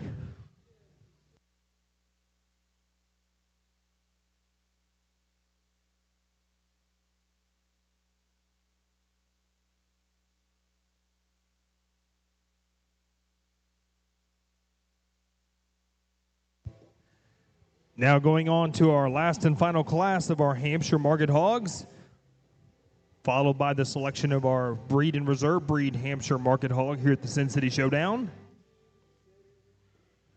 The conclusion of this breed, we will move on to our York divisions.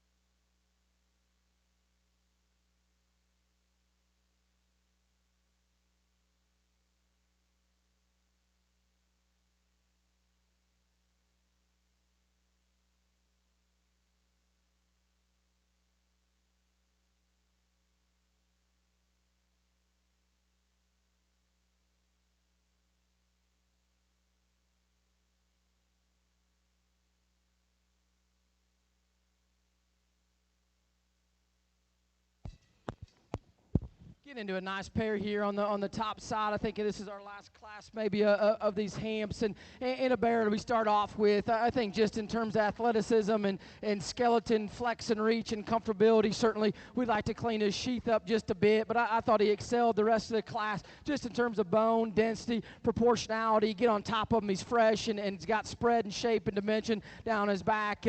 Good in terms of just his reach and flex as we get out and go and cover surface. Excelled the hog that goes into.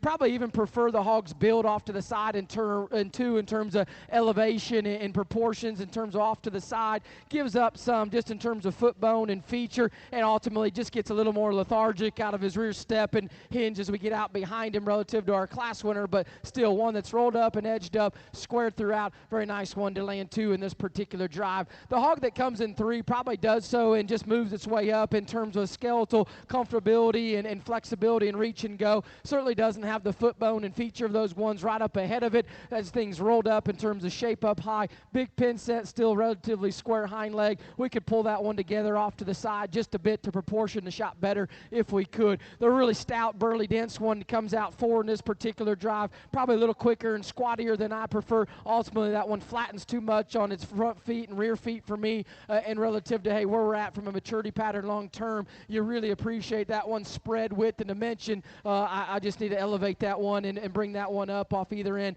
Another one that just sits down a little bit more in terms of his front foot placement and wants to really rock its shoulder blade back too far forward. We can bring that one back into that one, stouten that one up in terms of feature. Certainly look to move up just a bit, and the ones that come out next just need more all the way throughout. A really nice class. Congratulations, those kids.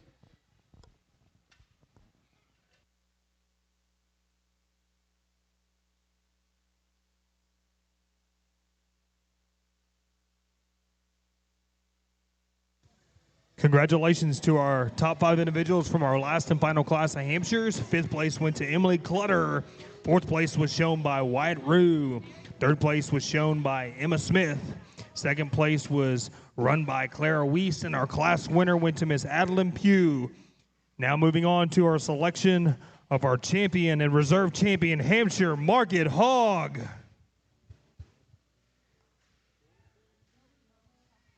Getting them all set up here. Out of our first class of hams, Brooks McKinley.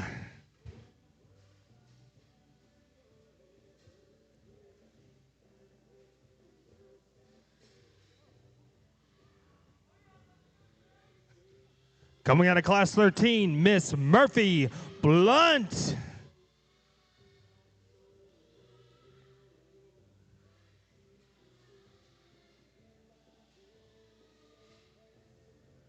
Class 14, another Brooks McKinley hog.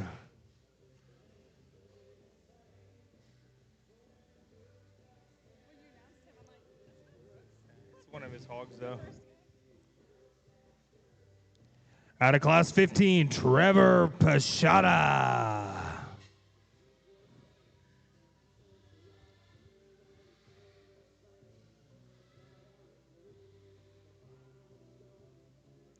Class 16, Adeline Pugh.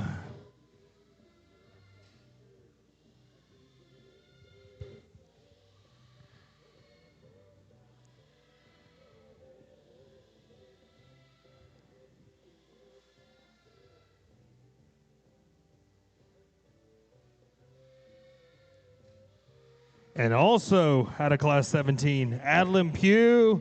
That is not Adeline Pugh showing that hog, though, I do not believe. Congratulations. Everybody give these kids a round of applause for a really good Hampshire breed here. Let's find you a champion Hampshire hog.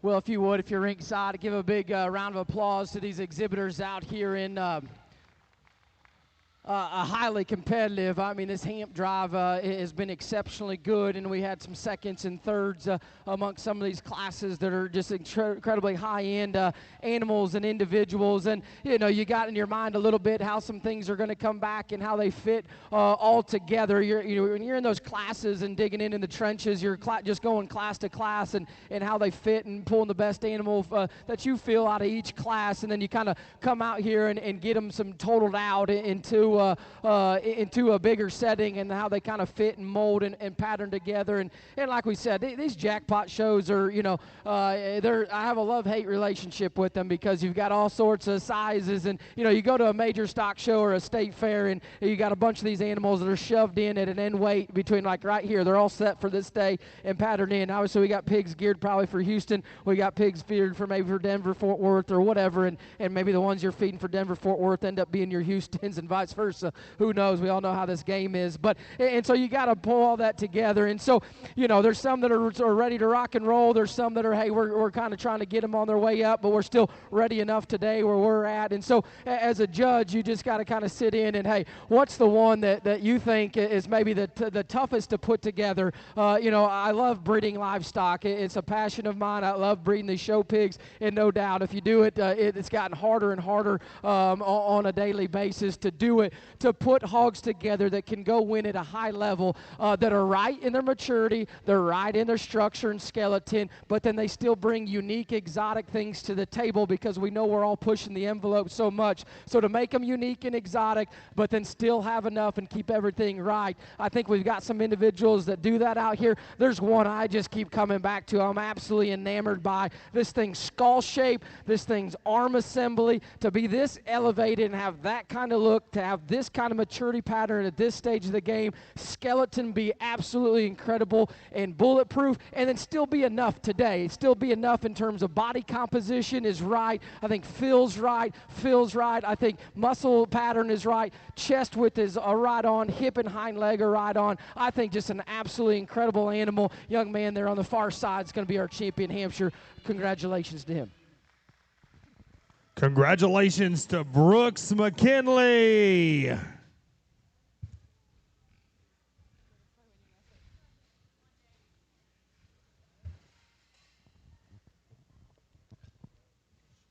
We talk in for reserve, and there's another one out here that came out of an absolute hammer of a class that I'm enamored by in terms of just the extras this thing brings to the table. Absolutely enormous hind leg and just burly, dense, stout. Everything's fit and right in motion, and this thing came to win a hog show today. And so, you're going to end up reserving this particular driving class, and I hope you don't hate me too much for that, because I would be upset to be reserving this type of setting when I came to be ready to rock and roll and go today, and I appreciate that about those things. Relative to our one that wins, are we as elevated at the point of shoulder? Are we as broad right there in our chest? I think our body composition's dead on. Our spread width and dimensions incredible. We maybe aren't as sharp and aggressive in terms of our look up front as the one that wins. Just an enormous big hind leg that's flexible, can reach and go. I don't know where this one ends up at or fits. It'd be tough to show against it wherever it lands down the road, but I still think an awesome animal in its own right. Young lady right here in the middle is going to be reserve Hamp. Congratulations to her.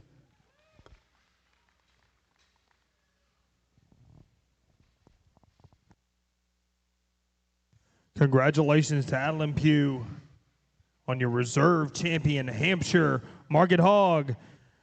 Now that we've concluded that breed, we're moving on into class number 18, our Yorkshire Market Hogs. Class 18, Yorkshire Market Hogs.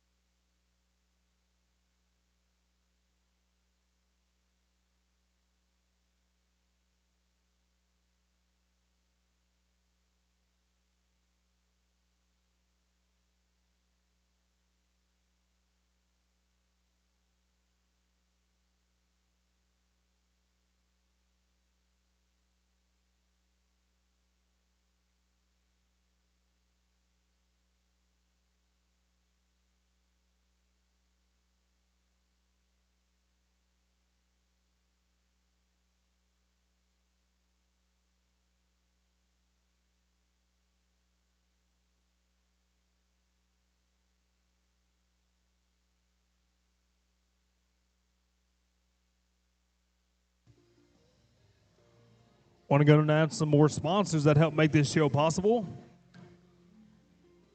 Our t-shirt sponsors for the SynCity Showdown are D&D Trailers, F2 Genetics, Keep 'em Up, Natural Bridge Caverns, Notch 7, Purple Circle, Arcade Development, St. Hedwig Feed, StockLink, the American Hail Company and Collision Center, and Try Genetics. Thank you to all of our t-shirt sponsors here at the SynCity Showdown. If you know these individuals, please go give them a heartfelt thank you for all they do for these kids to help make this show as great as it is.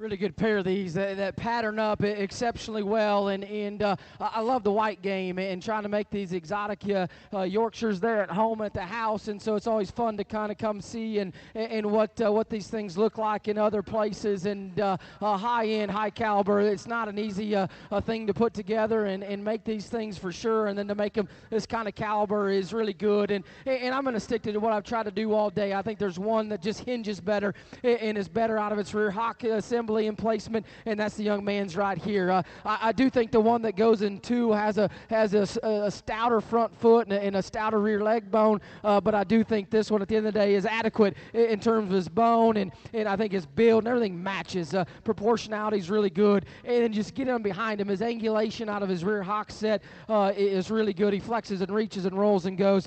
Everything patterns up really well. Like that one a good deal. This one comes in and enamored me off the get-go. That's a big paw up front, big toe spread. I like that thing's skull and sharpness of jaw. Again, another one that patterns up really, really well in terms of height to length ratio. Rolled up, top of back, big pin set. You get in that hind leg as you watch that thing travel. I just need to flex and loosen that one out of its rear joint assembly as we drive along. So we want to go a little east and west, but if we can just soften the way those joints are laid into that one and the way that pastern angulation's laid into that one off its rear too, that one's got some very unique stout type of stuff laid into it. Like that one, a good deal to land two in this particular drive.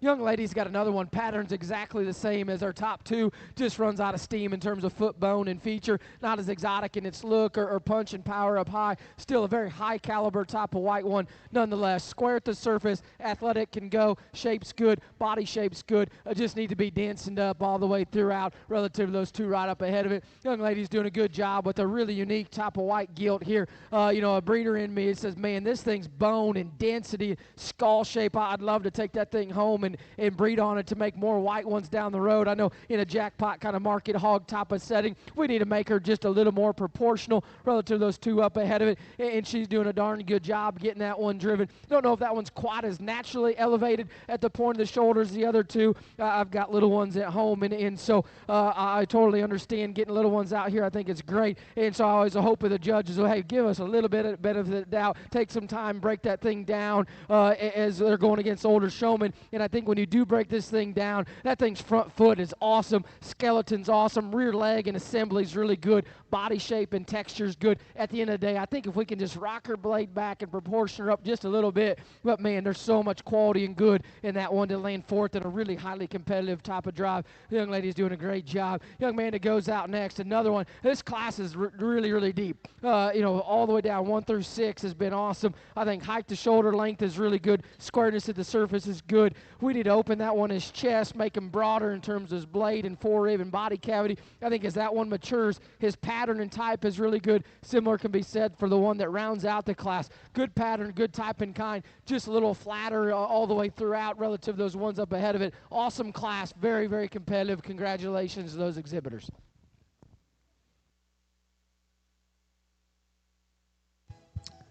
Well, that concludes class number 18 of our Yorkshire Market Hogs. In 5th place, we had Joaquin Dudley. 4th place went to Sloan Liston. 3rd place was shown by Samantha Hamilton. 2nd place went to Kendi Smith. And our class 18 Yorkshire Market Hog class winner was shown by Braden Forts.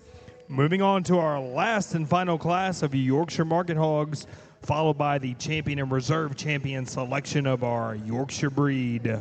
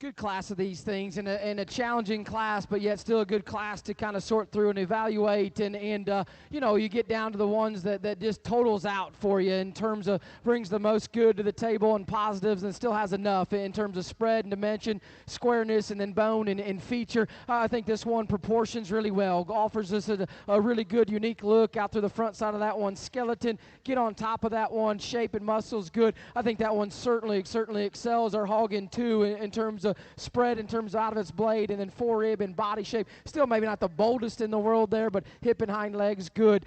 Still just a nice logical place to start this particular drive off with. If this one's the ringside favorite, I won't argue. You step off to the side, hey, that's the far-reaching, stout, burly one that's dense and gives us a good look off to the side. I would say a challenge you get on top of this one. This one disappoints us the most right there in terms of forerib and body shape, almost inverts in terms of where its rib shape's laid into it from a forerib shape standpoint. We've got to have more spread and dimension there from that standpoint right on the backside of that one's blade. But man, certainly got to appreciate just the burliness, the stoutness, and the extras that one brings to the table. Lots of good, lots of positive there, no doubt. Young man's hog that comes out in third. You know, there's times I'm like, we can maybe win the class with this one. Then you ask at a jackpot of this caliber and size, is that one a class winner just in terms of extras of bone, and then his front foot and knee placement comes at you and falls out just a bit. You know, I like him in terms of his elevation, his build off to the side.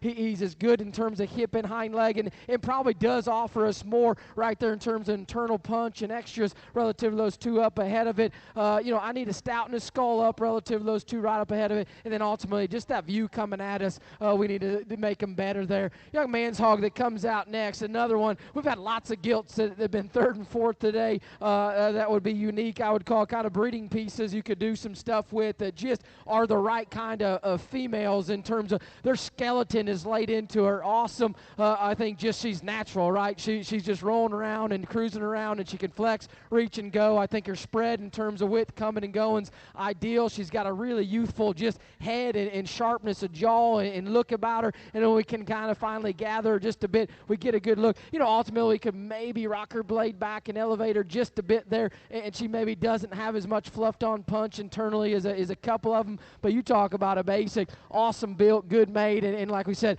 we're in a jackpot that's kind of geared towards a market hog setting. You throw her into a breeding gilt and breeding scenario setting, and you can start talking and evaluating things from what we could do with her from putting a rod in her. She's got value, especially in this white game, no doubt. Very, very nice one to land fourth in this particular drive. And I think we come in here with one that's fifth. Just falls out just a bit in terms of length of body to get off to the side. Just gets not as fresh and youthful up there through the front one third. Another one, rock the blade back, fix that thing in crest and jaw and cheek, and maybe just clip and tighten that up just to freshen that thing's head up just a bit. Good hip, square hind leg. Just need to stouten up in a spot or two. Nice class, good class winner. Congratulations to those exhibitors. Congratulations to our last and final class of Yorkshire Market Hogs. In fifth place, we had Cole Rains. Fourth place was exhibited by Bennett Canese. Third place was shown by Carson Baker. Second place went to Murphy Blunt, and our class winner was Lindley West. Now moving on to our overall selections of our Yorkshire Market Hog breed.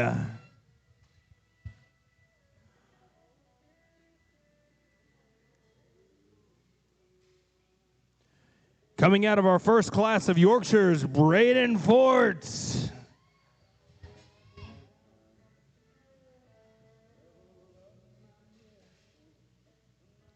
Out of our second class, Lindley West.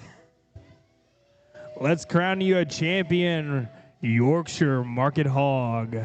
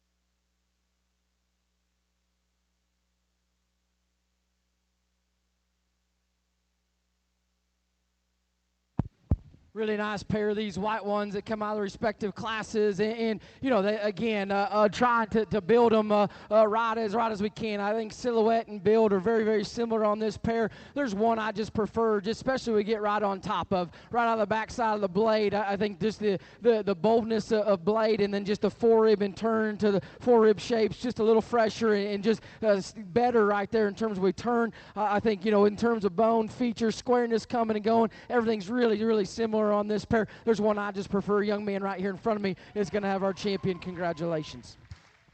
Congratulations to Braden Forts with your champion, Yorkshire Market Hog. Now coming out, Kendi Smith.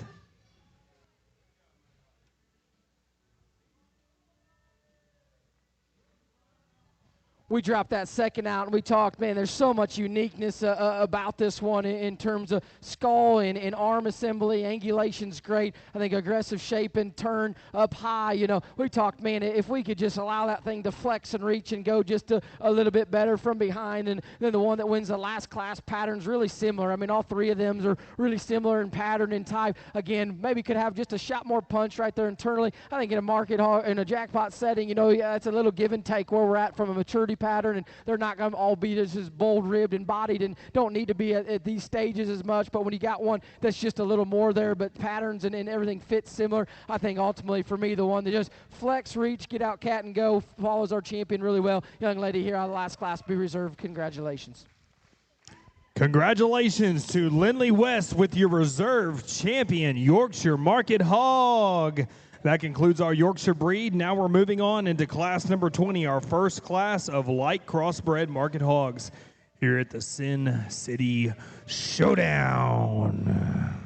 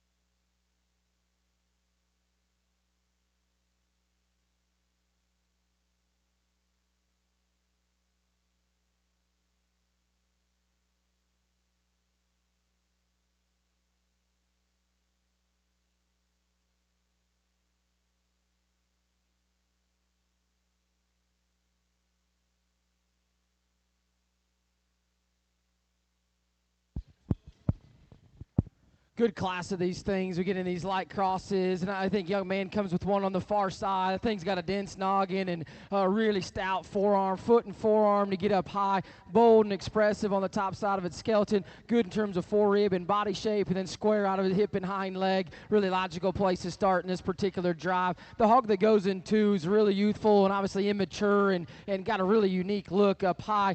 Just gives up a lot relative to our class winner in terms of feature and just boldness and extras today, and that's okay. There's obviously, probably varying endpoints and all that kind of stuff. I think this thing's still got lots of quality and value, really unique look up front, square out of its hip and hind leg, just relative to the one that wins the class. Just gave up too much in this setting in terms of some extras. Young lady's hog that comes out next has a really unique look in terms of length from the front of this thing's shoulder blade to the tip of that thing's snout is really long. I think this thing's shoulder angulation gets a little off for me the way it sets, and then you get in behind, wants to push just a little bit and roll out of its rear knuckle, out of its hock just a shot. If we can bring and square that one back up just a little bit, you like some of the extras it brings in terms of fuzz and hair and bone and feature and all the fun things everybody likes to talk about, and then just has a really unique, exotic look up front. And so once we kind of pull everything together, ultimately got to redo what that thing's front knee and assembly does from that standpoint, square its rear hock up, still lots of value and good here. Young lady's hog that comes out next just gets a little more elongated about its face. I need to stout and indents in that thing's skull up just to match. It's got a big rear leg laid into it, probably doesn't match up front in terms of front arm and foot, doesn't come at us quite as bold. Get off to the side. I like the proportionality, I like the squareness up high, gets a little shorter stepping when we get in behind it. Maybe whatever it's got going on, skin issue, it may be bothering it just a bit. Hopefully when that clears up, that thing reaches and flexes just a bit better for her. Still very, very good type of hog nonetheless. The intact one here coming out next is another one, just doesn't come as fresh in terms of presentation from that standpoint. Gets a little more rigid out of its hock set, gives us a unique look when we get off and pull off to the side. That's a big bunchy a stout hip laid into that one. Just need to allow that one gather and flex just a bit better, have a shot more just internal forerib and body shape. One's come in behind it. We just need more in terms of feature or boldness all the way throughout. Nice class, good class winner. Congratulations to those kids. Congratulations to our top 5 individuals in this first class of light crossbreds. In 5th place, we had Kendi Smith. 4th place went to Lindley West. 3rd place was exhibited by Kenzie Duke. 2nd was shown by Brooks McKinley. And our class winner was awarded to Kai Blunt. Congratulations to those individuals. Moving on now to class number 21 of our light crossbred market hogs here at the SynCity Showdown, Ring B in Kerrville, Texas. Thanks for tuning in and joining us today.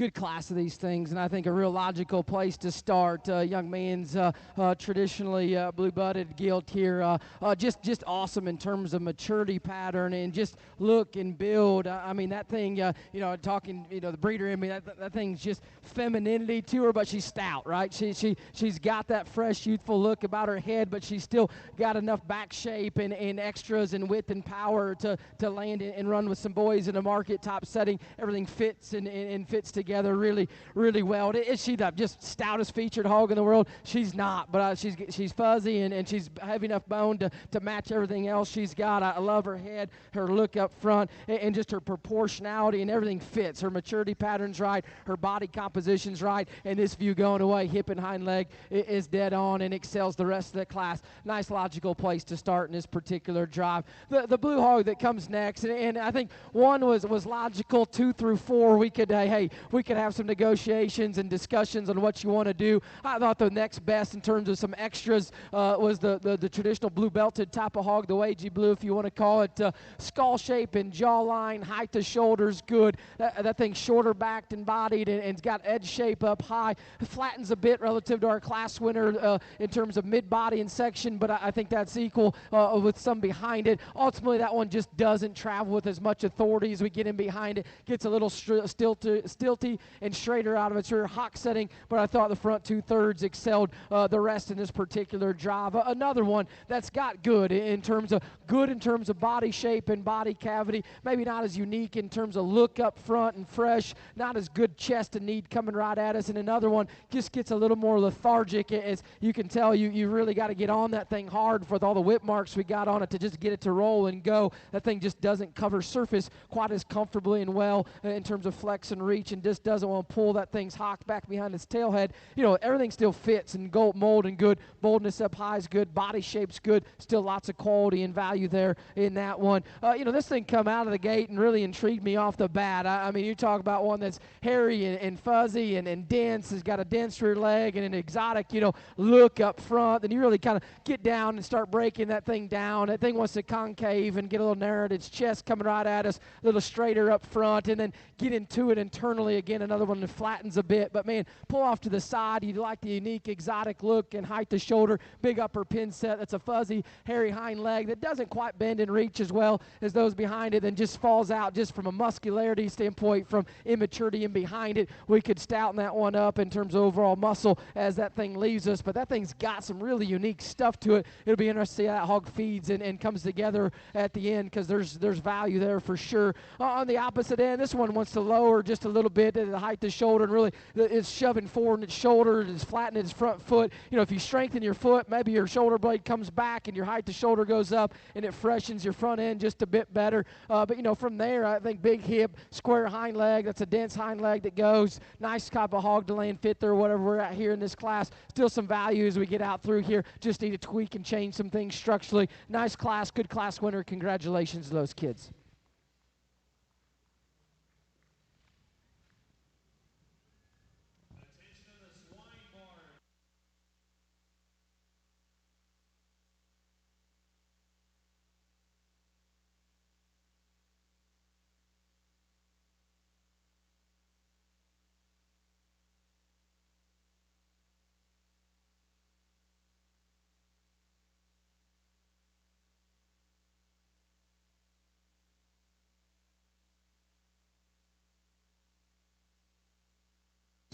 That concludes class number 21.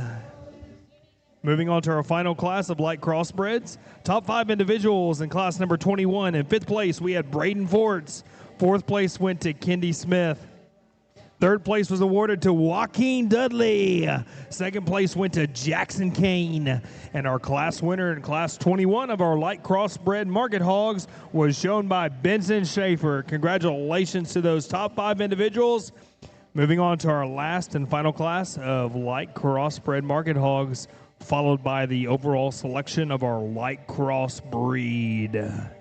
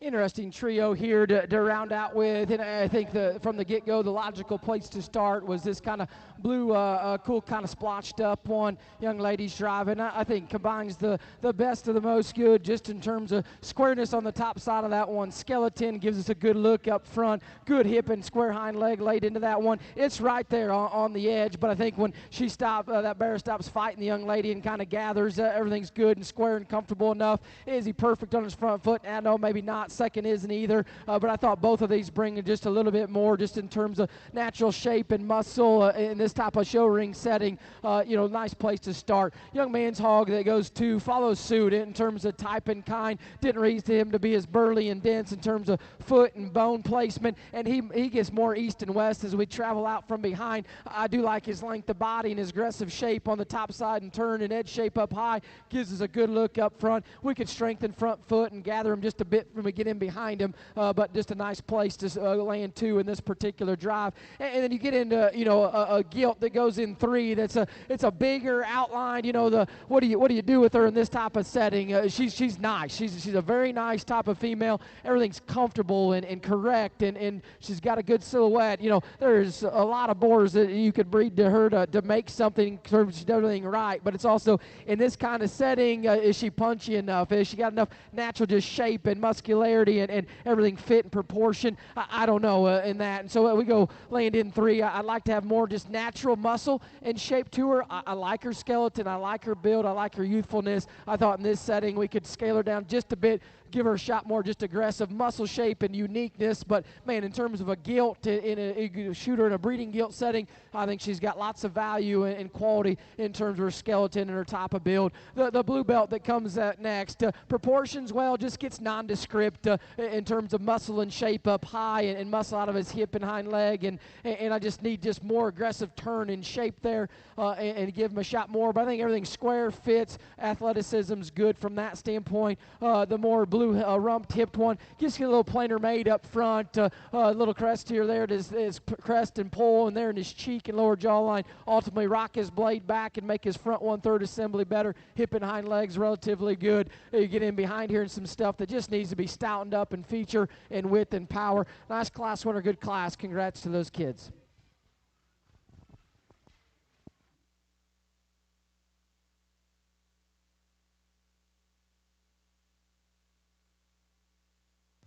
Our top five from that last class: in fifth place, Paige Dittmer. Fourth place, Bailey Evans. Third place wins a Kendall Baker. Second place was shown by Cooper Homan, and our class winner was Logan Lang. Now moving on to our champion light cross selection. First out of the gate, Kai Blunt.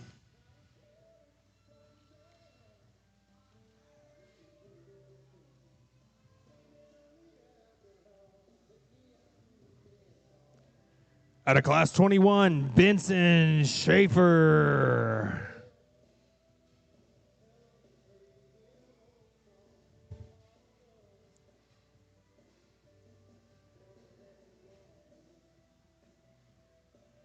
And in our last class, Logan Lang.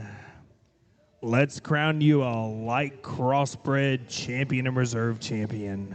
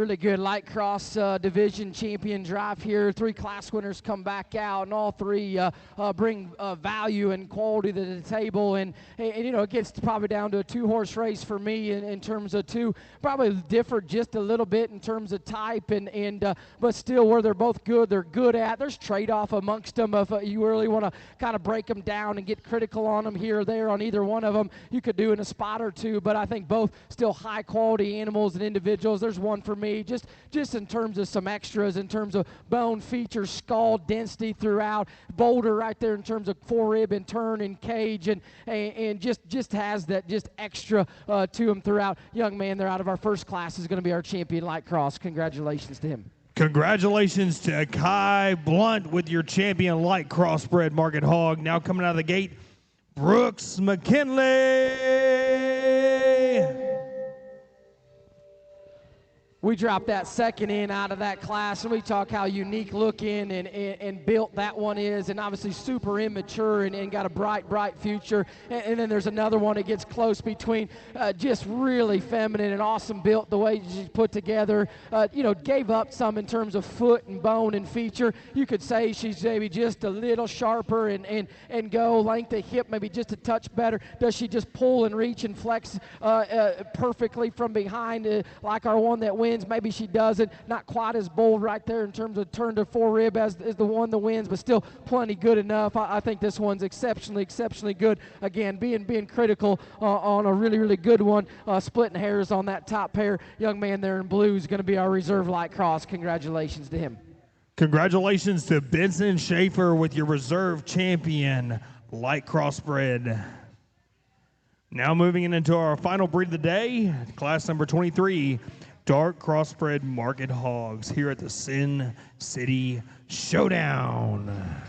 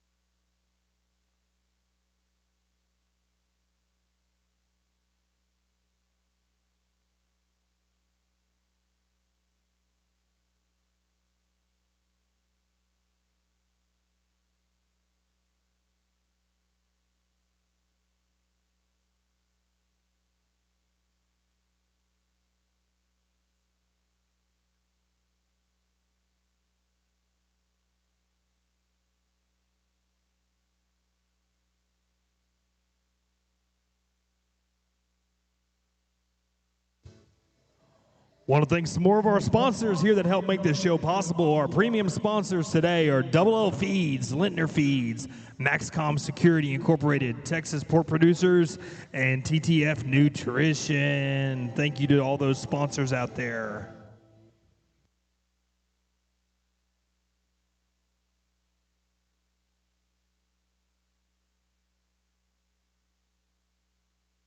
go!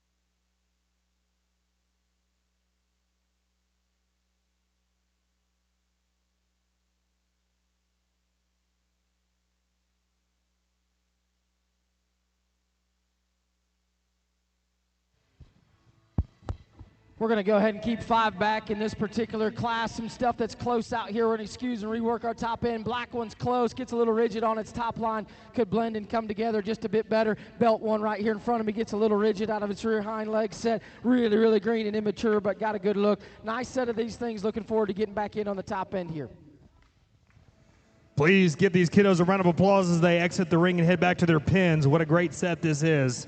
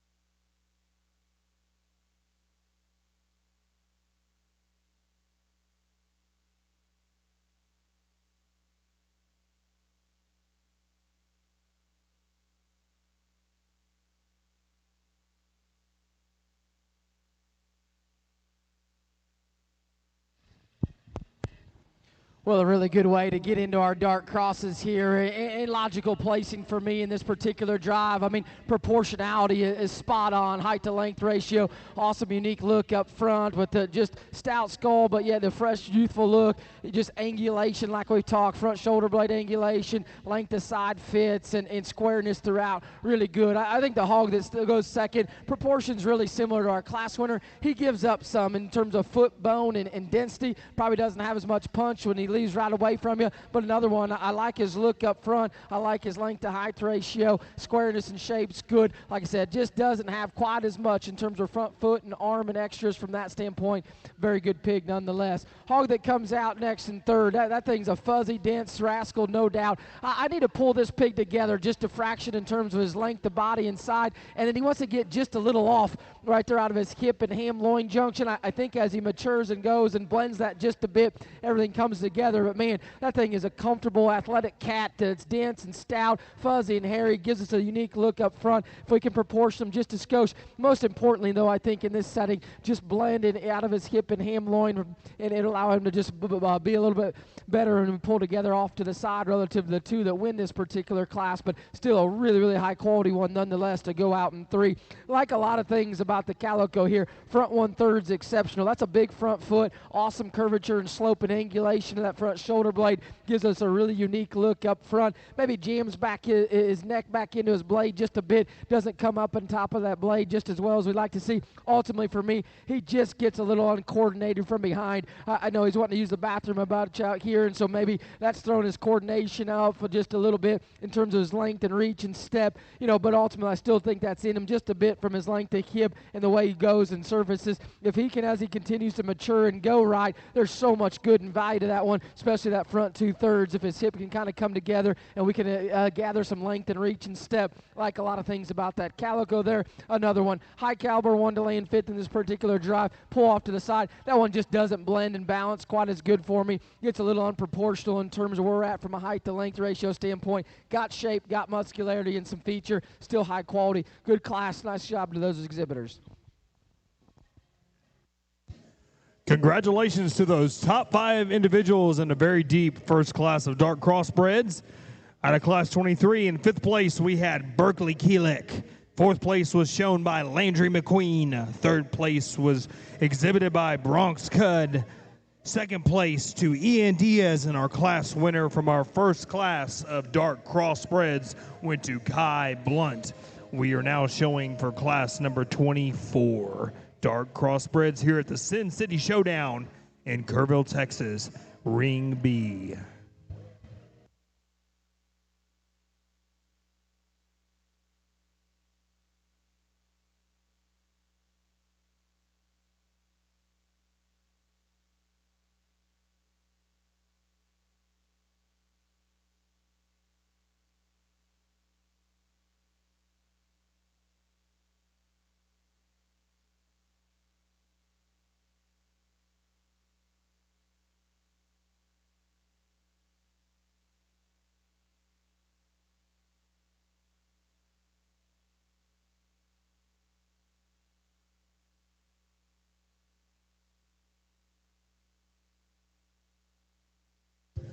Once again, we want to continue to announce our sponsors throughout the day that help make this show possible, and we can't do it without each and every one of them that help make this possible. Our title sponsors for the show are Farrell Brand, Adams Fab, River City Oral and Maxillofacial Surgery,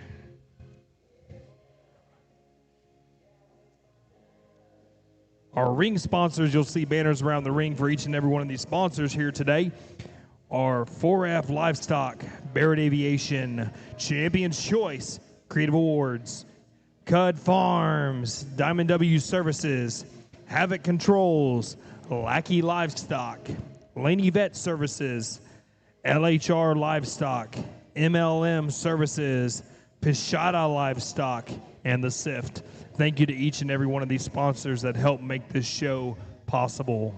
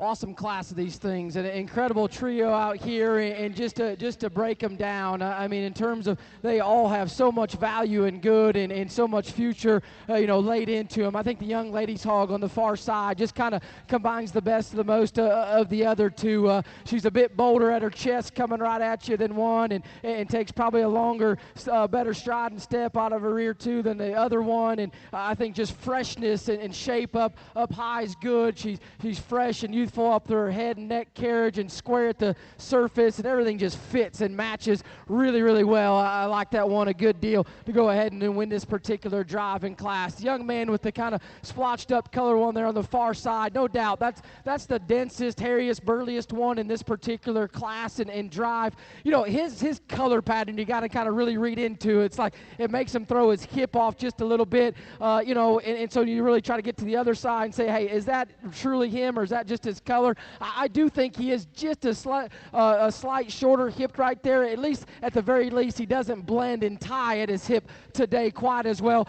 Do I think that hurts him long term? I don't. I think once you start putting cover on him and this and that, I think you can blend that thing together really well from that standpoint. He's got a big hind leg that flexes and reaches. Not as sharp, but in terms of fresh up front as the one that wins. Maybe not just as bold chested as the one that wins. Still plenty good there. I do think he just takes a better step in behind of the one that goes out in 3. Very, very good one to land 2 in this particular drive. The front 2/3 of this one I like a bunch, and probably the front 1/3 rivals our class winner from that standpoint. Edged up square really, really well. The problem here on this one lies we get in behind him. He wants to go just a little bit east and west on us in terms he doesn't just take his naturally good, comfortable stride north and south. That's another one. Fresh, youthful, proportionality, rectangularness is really, really good. That top trio is incredible. If you want to flip-flop them in around here or there, how you'd like to, just the way I seen them today, I won't argue. It'd be fun to see how those things mature out.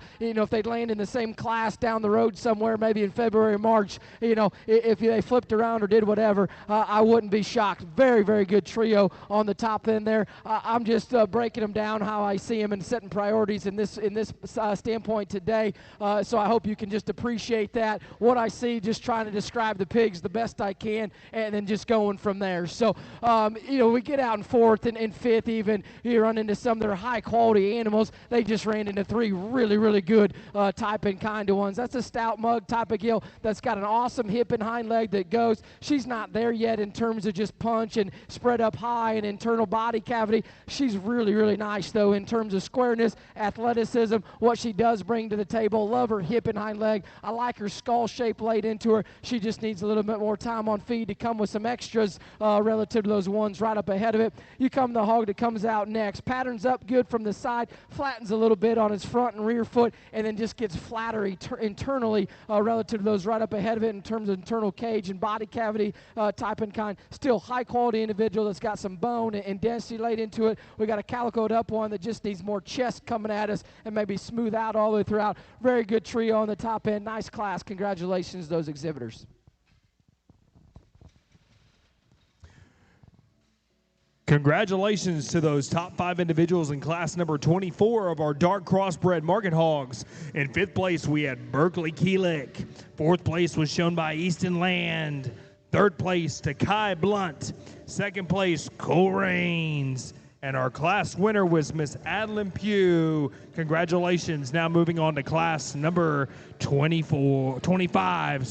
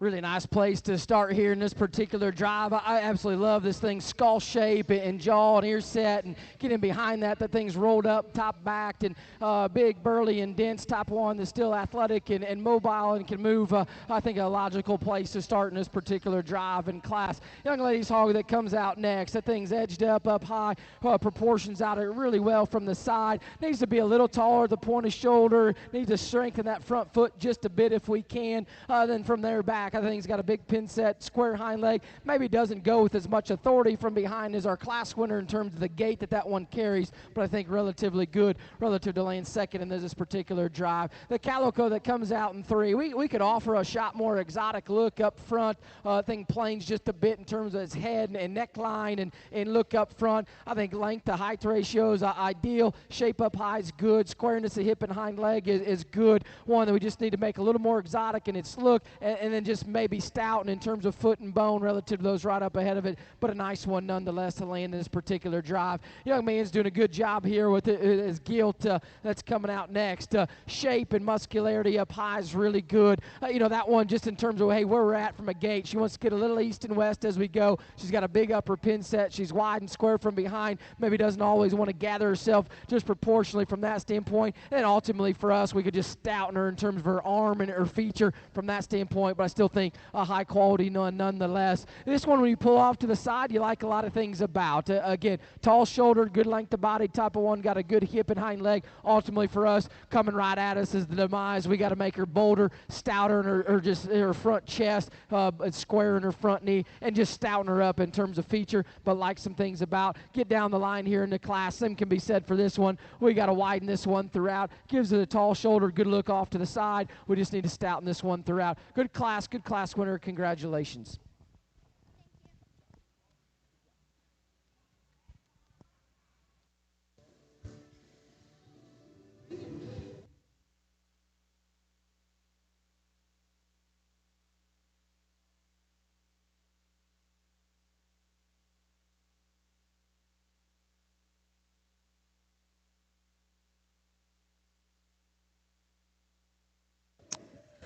That concludes class number 25. Moving on now to class number 26 of our dark crossbreds.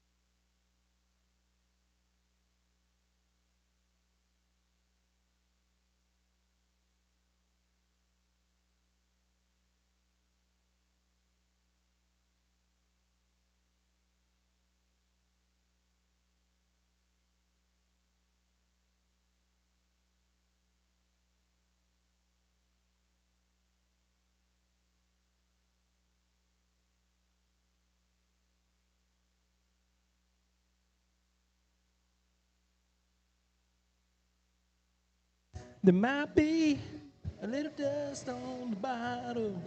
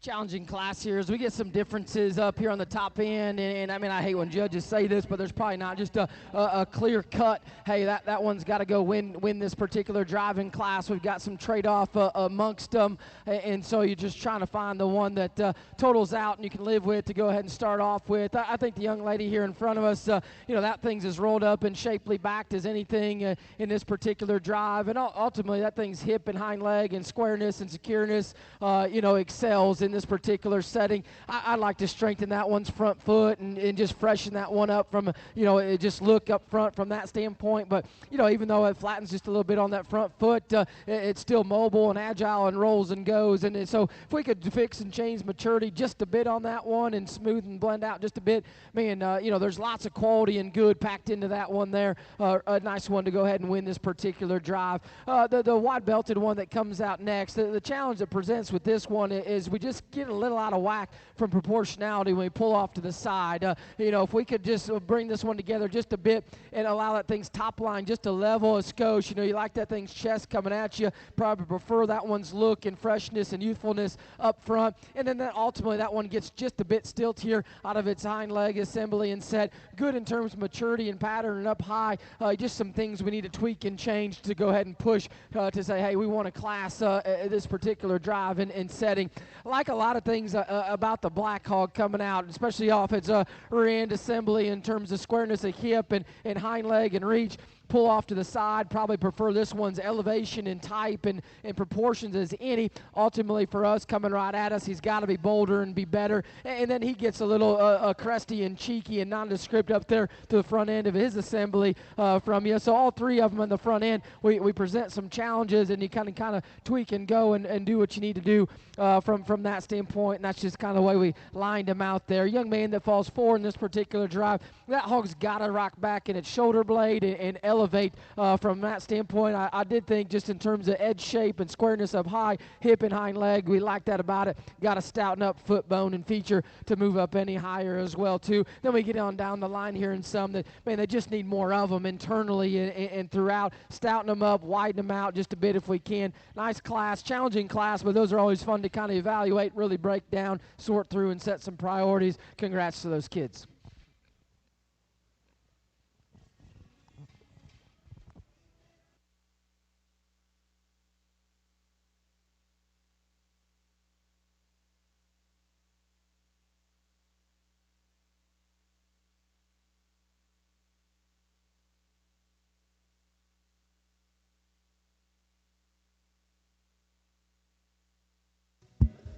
That concludes class number 26. Moving on to class number 27.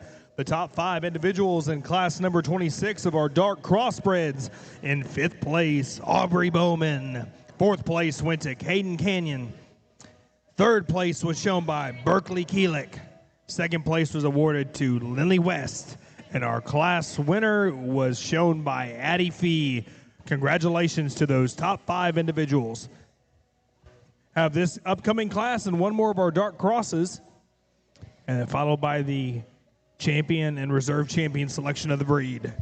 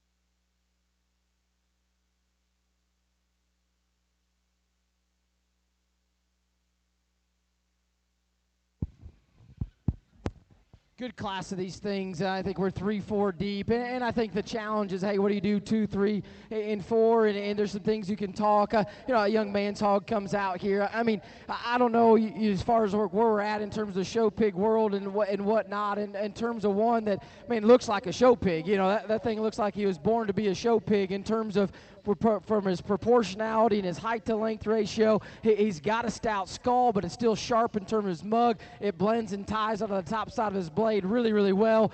He's big and bold and square up high, square out of his hip and hind leg, and everything kind of just fits and proportions really well. I think a really logical, good place to start in this particular drive. 2 and 3, you get into some discussion. The 2 here comes with a really unique look up front, really fresh and youthful. Gives up some in terms of foot, bone, and feature. I probably prefer the scale of this hog in 2. The hog in 3 looks like it could have shown a class or 2 ago in terms of weight and size. And from that standpoint, this one isn't as burly dense as the hog that goes in 2. I like its elevation and his look up front, just sharpness and probably squareness of muscle shape in terms of pin set. Awesome hip and hind leg laid into it. Not as bold, not as pulled together as our class winner, but really good nonetheless. Unique hog that comes in 3. Like I said, from a stature standpoint, we could have probably come down a class or 2 in terms of size. Gets outscaled here just a bit. Outclasses in terms of some feature and bone relative to those right up ahead of it. Wants to set down on front foot just a bit.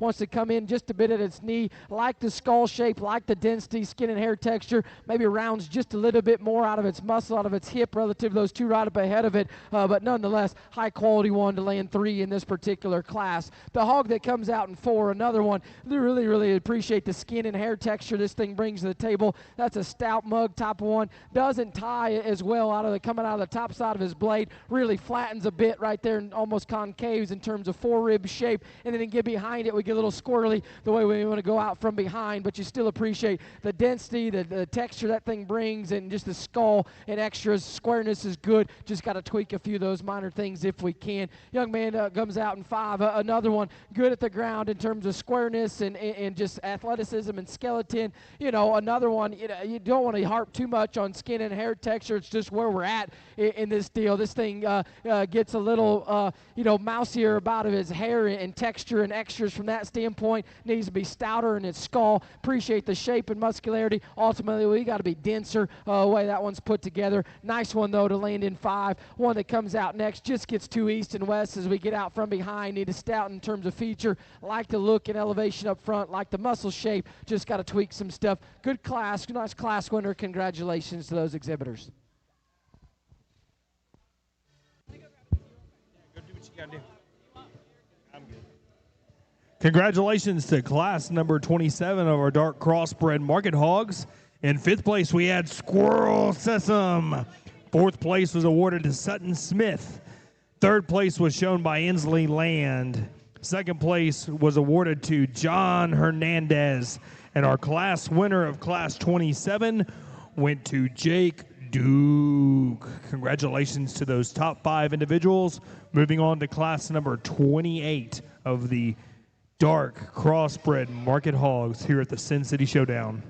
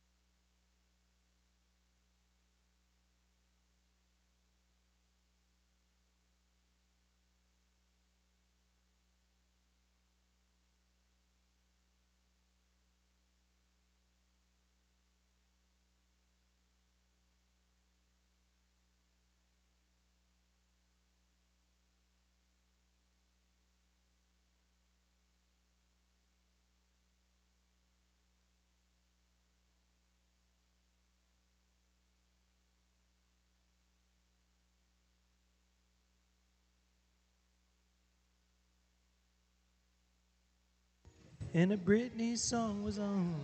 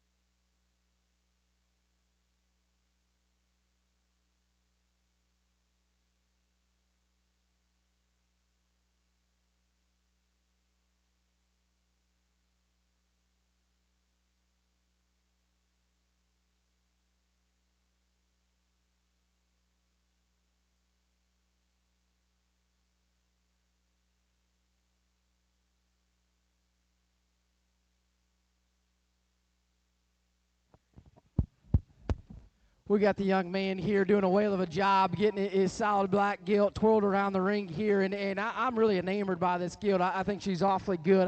I like her skeleton, her comfortability and flex and reach, and obviously you put a young kid on one, and sometimes those things you can just truly show you what they can do in terms of they can get out and cat and go. Athleticism's good. She's bold and fresh on the top side of her skeleton. Body cavity's good. Really nice, unique one to start ahead and win this particular class. Obviously got the boar prospect there on the far side. Being a breeder, I'm always, when we get boars at this size and stuff, I get in class 1 or 2, but we get here late in the deal, you start studying and looking, and when you keep one intact this long, I understand the reasons we do it. I hope when you finally castrate or whatever you do, he starts to flesh. Those boars, they start to get know their boars and probably don't flesh quite as good and bolden out quite as good at this stage, and so whatever you want to do with them or you're going to do with them, I think this thing's got positives and good. Coming right at us, he's not good enough. He needs to be bolder in his chest, and then ultimately right there, hopefully at your sake, when you cut him, he boldens right there in terms of his forerib and body shape. Is he unique? Yeah, he's dense, he's burly, he's all that. He's got a big hip, a square hind leg, a unique exotic look on the front side of him. Ultimately for me in this setting, I got to be bolder of my chest, and he's got to be better right there internally in terms of his forerib and his cage and his body. And once you get him cut, hopefully he expands and does those things. Just sometimes, when they're intact that long, they want to know they're that and just don't flesh in quite as good at that standpoint. Young lady's hog that comes next. Height to shoulders, good. Build from the sides, good. Elevated, good look. Gets a little stilty as we get in behind this one in terms of flex and reach and all those things. Need to be a little denser in terms of foot and bone, but ultimately proportionality is good. Squareness and rectangularness is good. Like a lot of things about that one. Just got to be better in from behind. Here we come out next. Another one that balances and blends well. Ultimately, this thing's got to be wider all the way throughout. I need to be bolder coming at us. We need to have more spread and width on the top side of that one skeleton. Athleticism's good. We can kind of turn and go and push and punch on that one. To get it, there's value there. We just got to have more of it. We get in down the class here. We need to tweak and change some things from a skeletal standpoint, make more comfortable or bring back in within themselves a bit. Nice class, good class winner. Congratulations to those kids.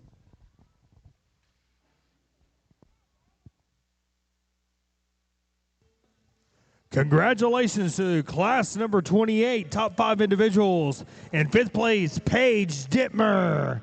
4th place was shown by John Hernandez. 3rd place went to Casey Hawkins. 2nd place was shown by Camden Small. And our class winner, S.J. Nauman. Moving on to our last and final class of dark crossbred market hogs.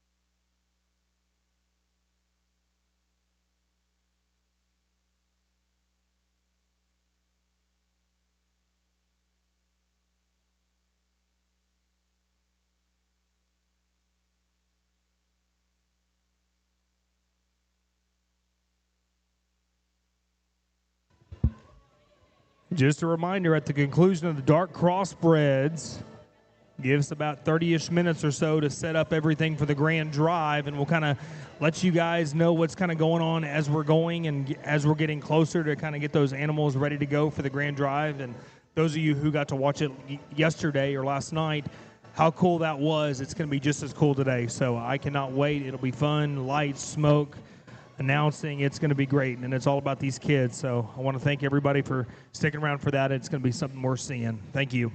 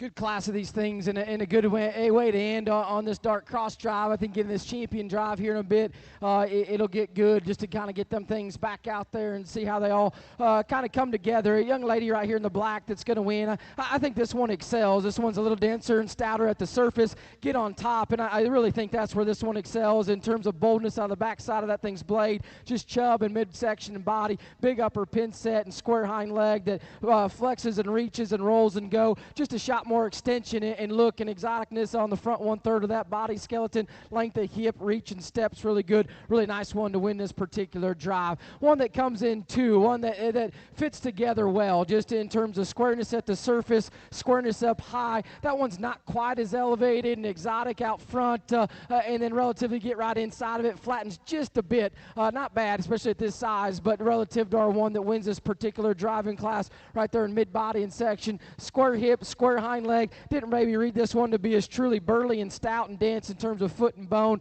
relative to the one that wins. I think plenty in terms of match, but you get two high-quality ones that go similar, like those that way, a good deal. Young man, I think so many times today, I like I said, I'm a breeder at heart, obviously, and I've put so many gilts in third behind bears today in class that I'm like, man, I'd kind of like to take them home and breed on them. I think this thing's got value and quality. She's dense and stout. She's got a big skull, a big arm. She's good in terms of mid-body and in terms of lower body and section. Flattens maybe just a little bit right there, but she's bold up high in terms of her blade. Get in behind her. I didn't read her to have as much big upper pin set and square hip and lower inner stifle as we go right away and then get off to the side. She maybe gets a little bit stilty out of her rear leg set and up in her loin just ever so slightly. Obviously being very critical on a high-quality gilt that's got value. Skull-shaped bone feature, fuzz, hair, all the good things about her. She'd be fun to go on and breed. Lands third in a tough class, a good high-quality one nonetheless. I thought the flattest when he got on top of him was the Calico that comes out next. She probably that thing follows suit in terms of type and kind of 1 and 2 in this particular drive in terms of height to length ratio, the way everything fits and molds together. Didn't read this one to just flex and reach behind quad as well, and ultimately flattens too much for me in terms of body cavity and shape relative to those ones right up ahead of it. But man, that's a high quality fourth place nice one nonetheless, high-quality one that's got a bright future for sure as things come on down the line. I thought we fell out just a bit here as we got in 5 down through from that standpoint. Hog that's got some athleticism and go just falls out in terms of extras and exoticness and show ring look and presence that we need. Nice class, good class winner. Congratulations to those kids. Congratulations to our top 5 in our final class of dark crossbreds. 5th place went to Sutton Smith. 4th place was shown by Gertie Dudley. 3rd place went to Benson Schaefer. 2nd place was shown by Adeline Pugh. And our class winner in that final class was Karis Downs. Gear up, buckle up, whatever you got to do. Here comes the dark crossbred drive. Geared them all up, and we'll get started here in just a second.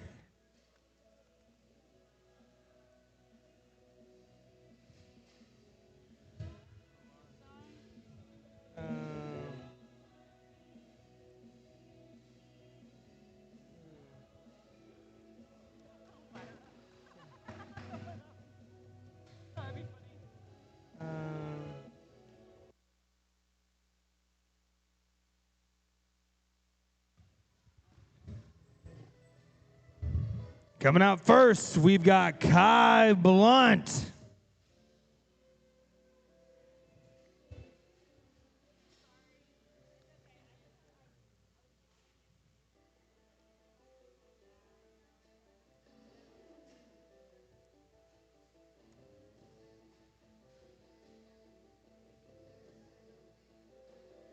Out of the next class, Adeline Pugh.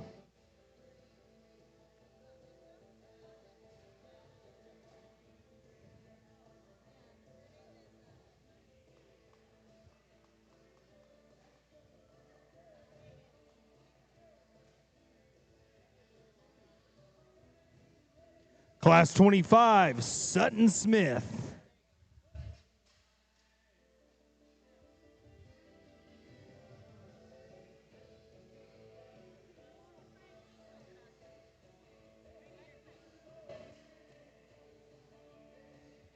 Class 26, Addie Fee.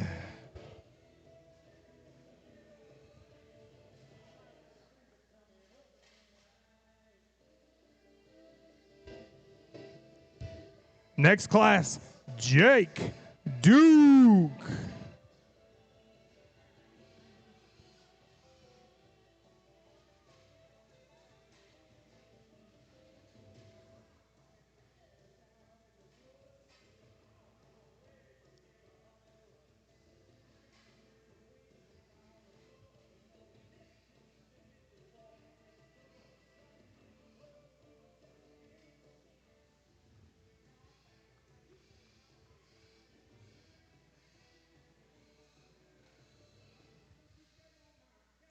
Class 28, class champion S.J. Nauman.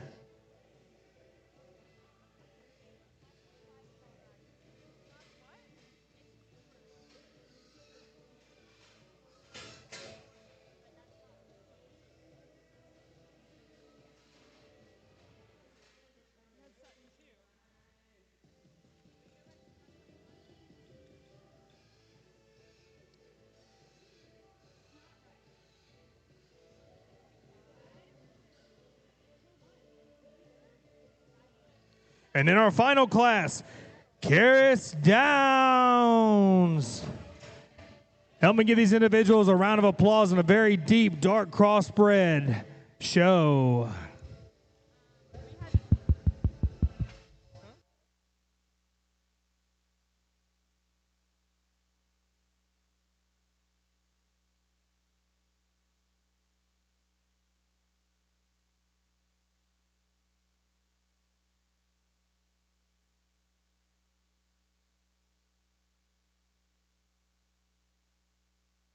Sorry, with a typo in class 25. Cooper Small. Camden Small.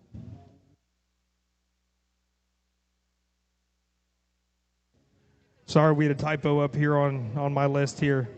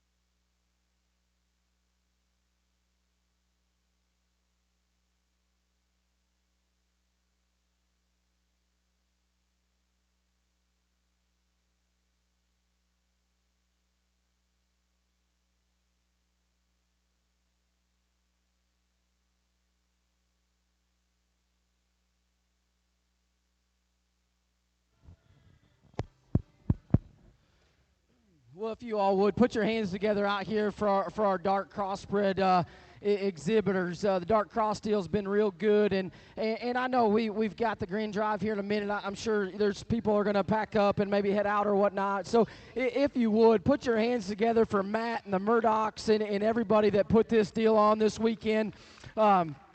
Exceptional show, and I'll say some thank yous here in a minute too in our Grand Drive, but I talked to Matt this summer a little bit and had some ideas on him putting the show on, and Matt's hustling as much as anybody in this deal, whether he's selling trailers, putting a sale on, putting the show on, or raising show pigs, and it's exciting to see young guys like himself kind of take the reins in this show pig deal and provide opportunities for young folks in this. And I know he's got a wife and a family and a whole crew that supports him behind it, from that standpoint. And so excited to see where this thing goes. First year for it, I mean, phenomenal just in terms of support and all those banners and the people that donated and all that. Really, really cool, really, really good. So again, like I said, I'll say some thank yous in the Grand Drive and whatnot. We won't talk too long. You've been here for a few days. It comes down to a trio of them here in my dark cross drive, and if I was in contention, I'd like to know why I'm left out or this and that or whatnot. The three of them are kind of floating across here in the middle. The black-headed one, the belted one, and the wide-belted one young man's got there. I think those three are high-end, high-quality show animals, and I'm going to break them down just slightly because, hey, are any of them perfect? Nope. Are any show pig we make perfect? Nope. But I like all three of those a good deal. Start with the black-headed one. He's built to be a show pig. I mean, he looked like he come out of the womb with that kind of head, that kind of proportion, squareness, and build, and he just looks like a winning type of show bearer, for lack of a better term, in terms of his presence, in terms of his proportions and squareness and his build. I think coming and going, everything's right there. He's right on the edge from behind, but everything's square, still good and flexible.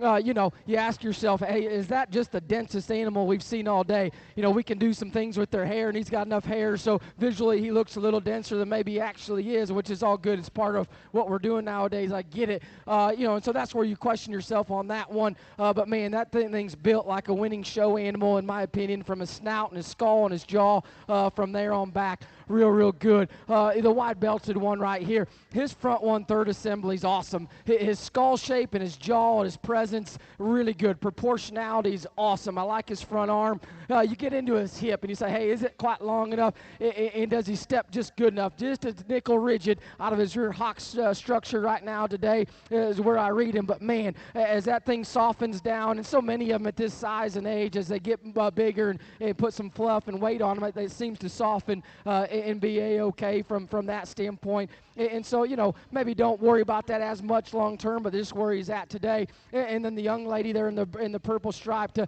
come out of a heater of a class, deep class, and there was a trio of them there that were really good. That hog we talked to probably excelled that class, just being a shot lot longer hip than one, a little bolder chested than the other, and just more comfortable in terms of athleticism. You get out here and you ask yourself, does that thing do anything wild extra in terms of height and look? That thing does so much good. Proportions are good, shape and muscularity is good, skull's good, at the surface that one's good, but in a big ring setting, hey, is that thing anywhere exotica over the others in terms of height and look and build and all that? And so that's all I'm saying is the way I'm breaking this trio down, and I hope you followed me today. Whether you agreed with me or didn't agree with me, it's all good. I'll go home and sleep just fine when I get home, but I hope you can at least understand why I broke them down. I hope I described them to you as well as I could, and you could see that, and we're all going to have differences of what we say our opinions are. Obviously, I'm on the inside of the ring. It's a different view, a different look. You're outside. Everybody's got their camps and crews and say, hey, we should have done this,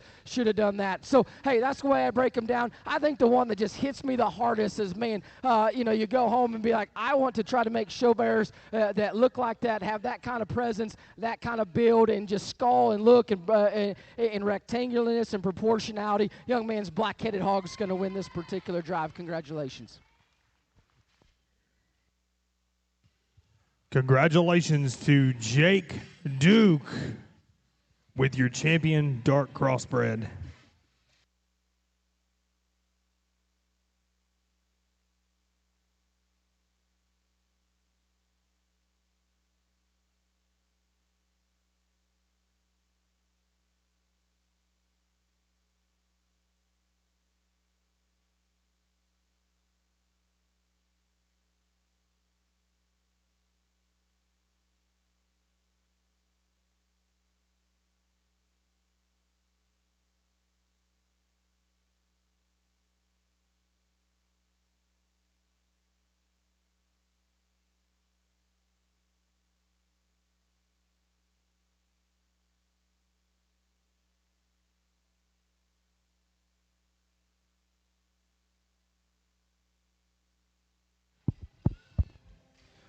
like I said, we get reserve, and it stays just as close between that pair that we discussed, from that standpoint. And I think, if you want to flip-flop, do what you want to do. I'm going to try to stick to my guns, what I've tried to do all day in terms of taking the ones that are made right, built right, and at the end of the day are sound, flexible, can reach, flex, and go at this standpoint of the stage. Young lady right here in front of me is going to be reserve dart. Congratulations to her.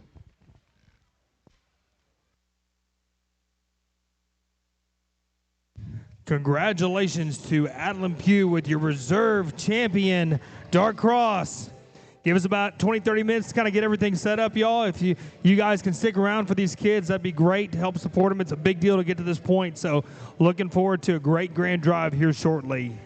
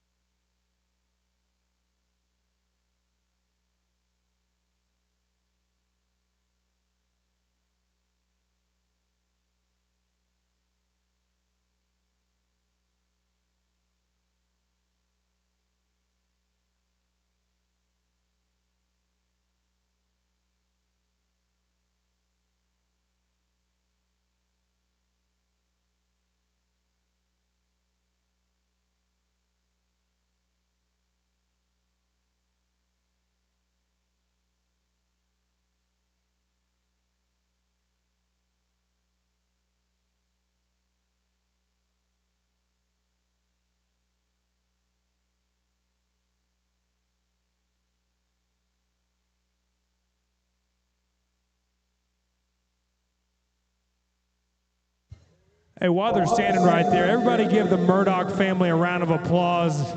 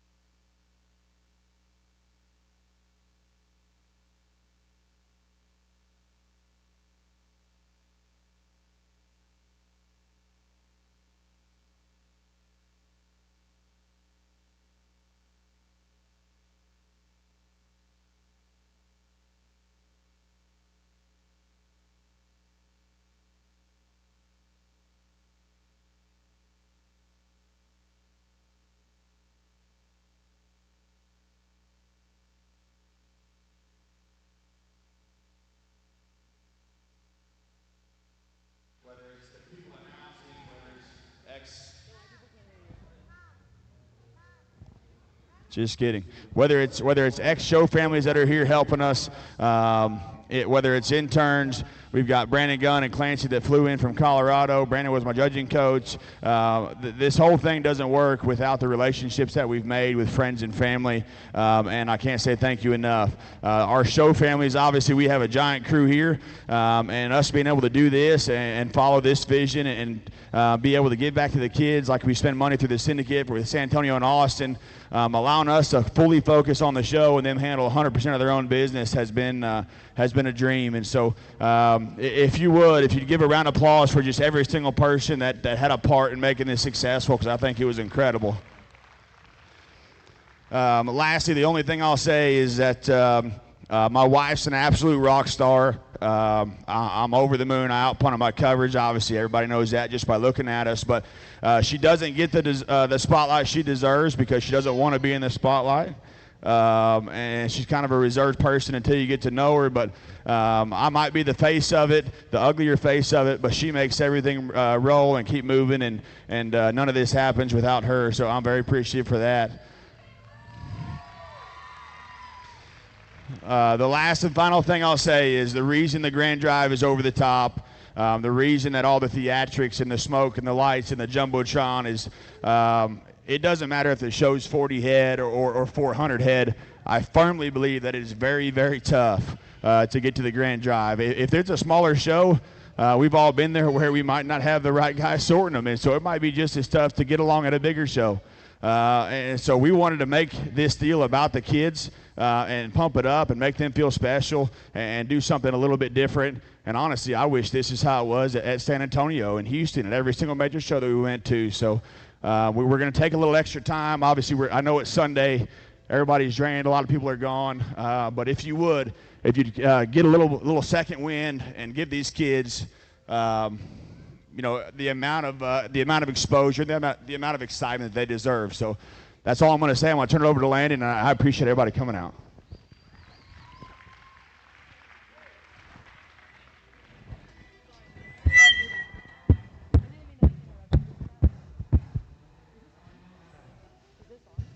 All right, everybody ready to get a Grand Drive underway? If so, yell yeah! We're going to start with our reserve breed champions. Up first with your reserve Berkshire champion, Shelby Pampel, where you at?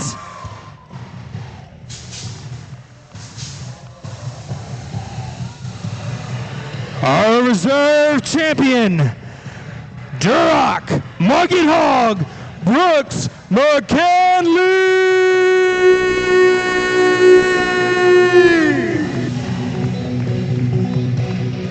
Our reserve, Light OPB, Flying Squall Sessa.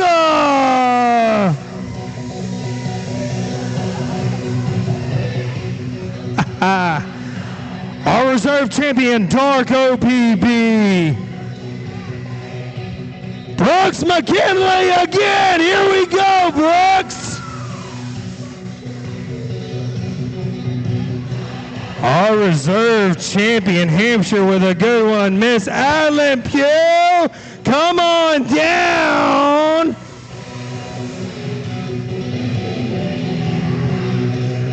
Your reserve champion, Yorkshire Market Hog, Lindley West.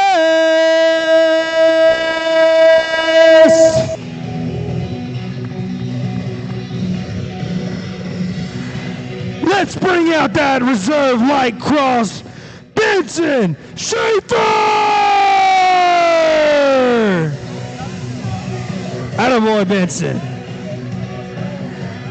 And once again, Miss Adeline Pugh with her reserve Dark Cross. Everybody give these reserve champion individuals a big round of applause that they deserve.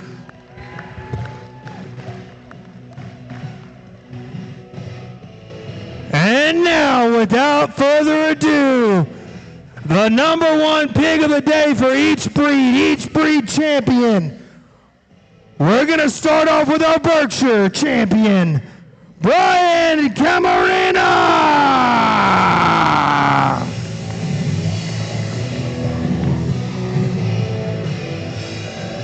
the grand champion, Duroc, Goody Jodley.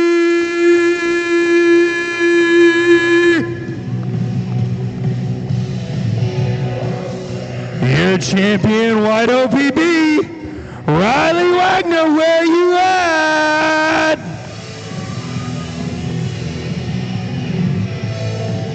Your dark OPB champion, Landry McQueen. Whoa, Landry, give it up for Landry. And once again, without further ado, your champion, Hampshire, Brooks McKinley, what do you got?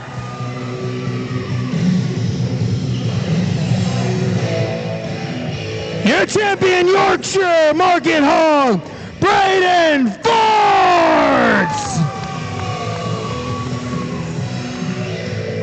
Champion Light Cross, Kai Blunt.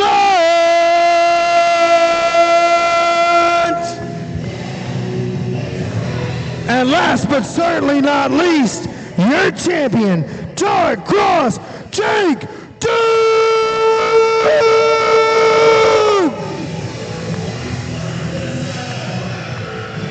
These pigs are important, y'all, but not as important as these kids out here. Everybody give these kids another round of applause. All right, y'all, go get your animals. Let's get rolling.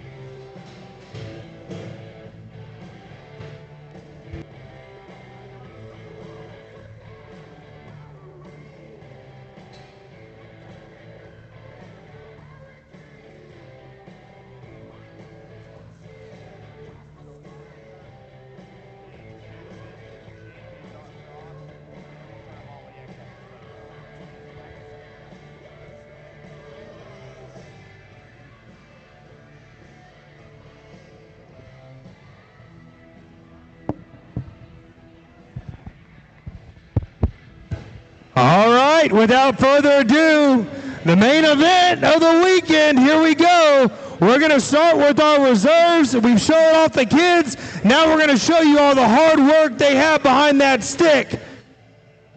Starting off, your reserve champion, Berkshire, shown by Shelby Pampel.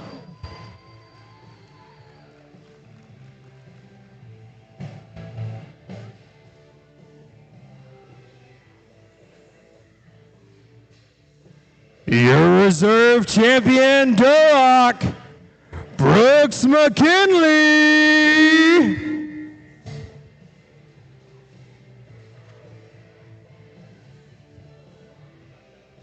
Your reserve champion, White OPB, Squirrel Sesame.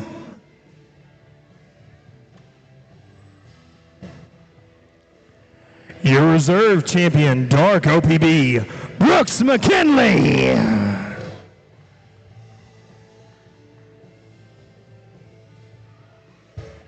Your reserve champion, Hampshire, Adeline Pugh.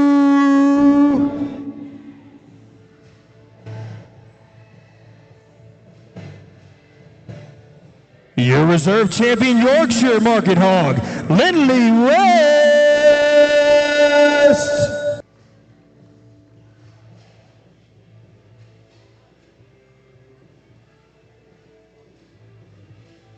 Your reserve champion, light crossbred, Vincent Schaefer.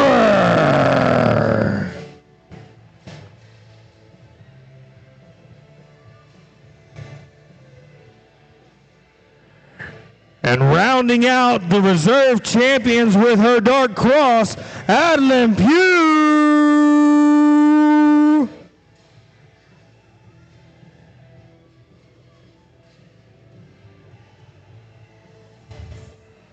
All right, everybody.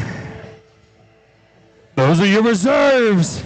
Now we're going to bring the champions out and leave them out for Mr. Leatherman to evaluate. Let's start off with that Berkshire champion, Brian Camarina. Come on out, buddy.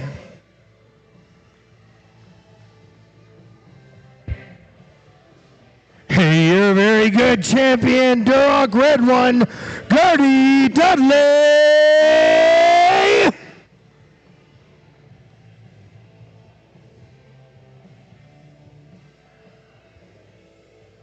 Your champion, White OPB, Riley Wagner.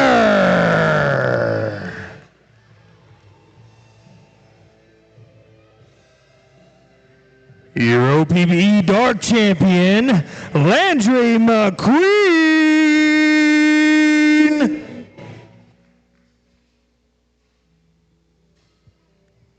Your champion, Hampshire, Brooks McKinley.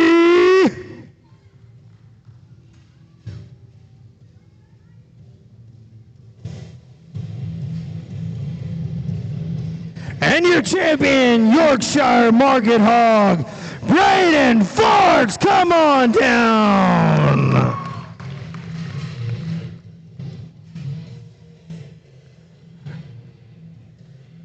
Let's get that champion like crossbred out there. Kyle Blunt, come on out.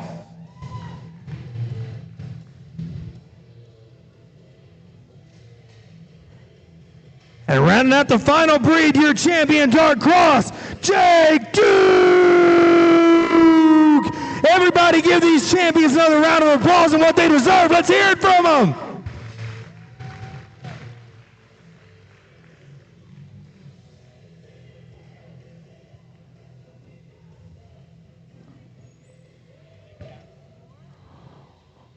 Once again, while he's looking at it, let's go ahead and give Mr. Jordan Leatherman a round of applause for evaluating these kids and these animals today and coming down here and judging such a great show at the SynCity Showdown. Let's hear it for him. All right, Jordan, it's all eyes on you now, my friend.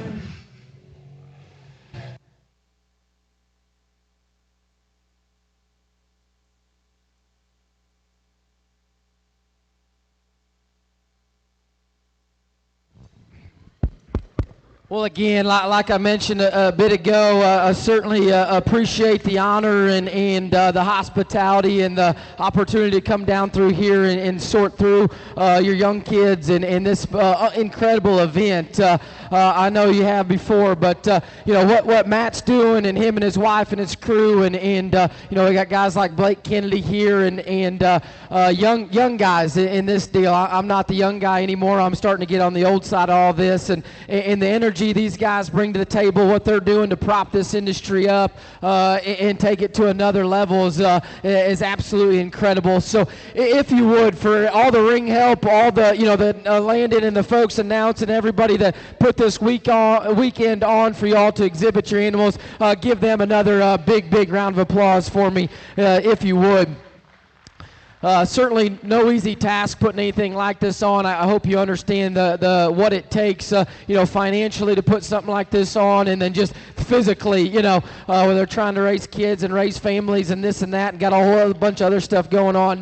This takes just a lot of time and effort to put something of this caliber on. So I hope nothing but the best. I'd imagine this thing's just going to continue to grow and go and get bigger as it goes on, because like you said, there's not a lot of places you can go in the country that can kind of put on this kind of deal. The prizes you got yesterday, the money you're going to get today, absolutely just first class. The top end of this thing's been phenomenal in terms of quality, and like you said, when you come to Texas, that's what you expect. You expect to get in those deep, tough type classes that you got to make some hard decisions, and man, I'm really happy with what we got out here and how everything came together. And there's hogs that were second, third, and fourth. I'd love to know pedigrees. I'd love to see how they turn out, because it is a long way to February and March, and I always try to remind our families, we show in the fall, so we jackpot a little here and there in May or June, and nobody always remembers who won the jackpot in May, but they know who won our state show, and same deal here, not taking anything away from this phenomenal event, but obviously you guys got big goals of trying to win San Antonio, Houston, your Kerrville district show, wherever these things are lined out to go. This is just one stop along the way to hit those end goals. So keep that in mind. I'd encourage you to stay positive. If you go home and go with, we're complaining about numbers within this industry, especially in the show pig world. Hey, we're losing some families, losing some numbers. It's getting more expensive. It's getting more costly. I would say if we all go back and stay positive from what we're doing here, you go back to amongst your contemporaries, your school, your whatever, and you tell everybody, we had a terrible weekend. Judge screwed us. We didn't have no fun, this and that, yada, yada. Well, those people are never going to want to come show if everything you say is negative about what we got going on. But if you can go back and be positive, whether you did good or didn't do good, on this weekend, take constructive criticism and go get help, try to do better. Or, hey, you don't have to take my opinion or whatever Garrett did yesterday's opinion. Just keep your head to the pavement and go and do what you need to do from a nutrition and whoever's helping us standpoint and go on. But I just encourage you to go home, be positive, and look at it as a positive as we're moving forward to reach bigger and better goals from what you all are trying to do. So that's just my one takeaway. Nothing major there from that. But the only way we continue to keep this thing good, healthy, and growing, we've got to stay positive. We've got to continue to gather up friends and family to come alongside of us and go show and roll. So with that, exceptional group of these. We need 5 of them, Matt, is that right? Top 5 overall here we'll draw out. I'm like I said, breed for breed, I thought each breed had an incredible representative amongst it. There's really good animals out here. When you come down and judge, like I mentioned through the day, I have a love-hate relationship with judging jackpot shows, because you literally have every type and kind. You've got 50-pounders to 250-pounders sometimes, and so when you're judging them things, you're trying to keep everything, all that in mind and check, and they got to be right today, but they also got to have a little future to them as well too, and just trying to blend all that to get you one that you like to win. And so, hey, I get it. Amongst classes and amongst breeds, we may have our champion may look a little different in reserve or vice versa or whatever. This class will look a little different, and that's just the way they come together. I'm cool with that. Good ones come in all shapes and sizes. I hope you at least could follow me on what I was trying to do of breaking these things down and keeping priorities in check. I'm happy with where we're at in terms of build and skeleton, maturity patterns, futuristic, but these things all still got some punch and stuff enough to get along and roll out today. When you come to sort of show, you kind of always like envision your mind, hey, I'm hoping one shows up that kind of looks like this, because this is what we're trying to do and strive to make and make animals that look like this, that have a chance to go play.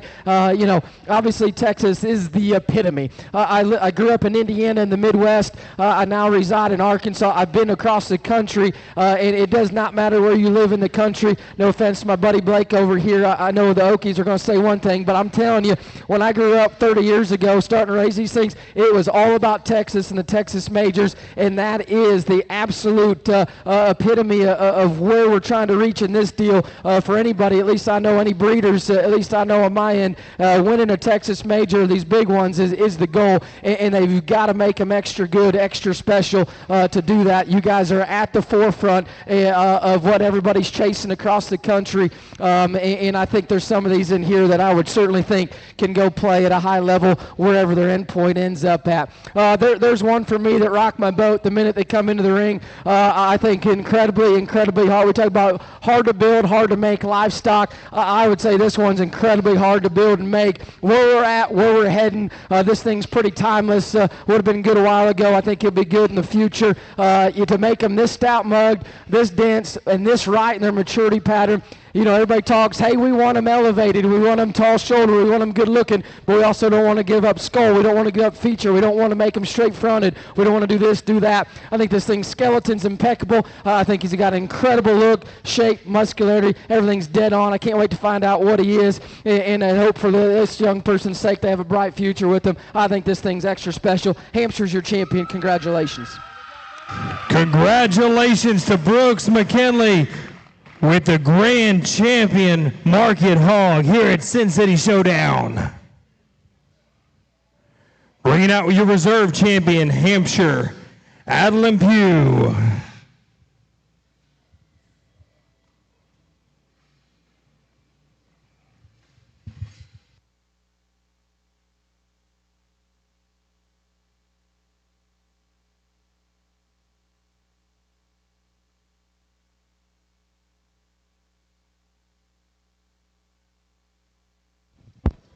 We dropped that reserve and that breed in, and that breed was deep and tough, and there was 3 or 4 more in that breed. If you could kind of maybe come along and get in the mix within it, and it becomes down to that one, another 1 or 2. That one drops in, and that one's ready to rock and roll today. Extra punchy in terms of just boldness and muscularity, stout and mug. That thing's got just a ginormous rear leg that can function, reach, rock and roll. That one comes out and hits you like a lead in terms of where all he does. He's got extras everywhere amongst what he has and puts together. Ran into one that I just think's extra special. It is maybe offers just a shot more uniqueness and the right on in terms of maturity that I really think just totally ideal. It'd be hard pressed to leave that one out. Young ladies, reserve Ham's going to be reserve grand. Congratulations. Your reserve grand champion Market Hog goes to Adeline Pugh.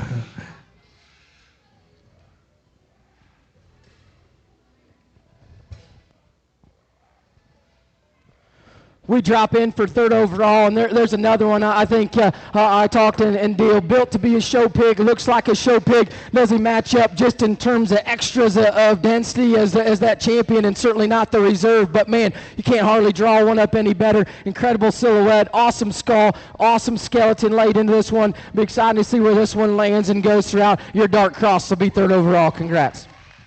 Congratulations to Jake Duke with your 3rd overall Market Hog. Now bringing out Miss Adeline Pugh.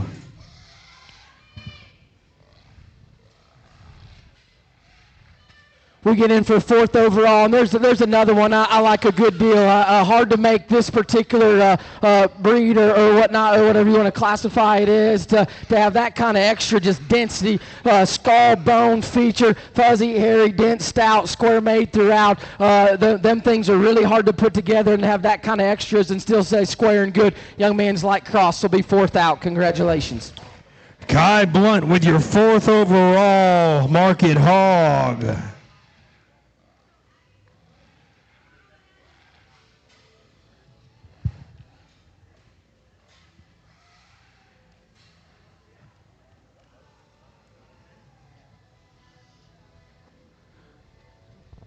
Again, last time to Mike, been an awesome show. Certainly appreciate the honor and opportunity. I think for 5th out, there's another one I liked a good deal. Came out of just an absolute hammer of a class that there was 2 or 3 in there that we could just kind of follow suit if we were able to. Out of that class all the way through. Reserve Dark's going to be next out. Congratulations. Adeline Pugh is your 5th overall. Once again, thank you all for coming to the show and this weekend, and please give Matt, Taylor, and everybody who helped with this thing another round of applause.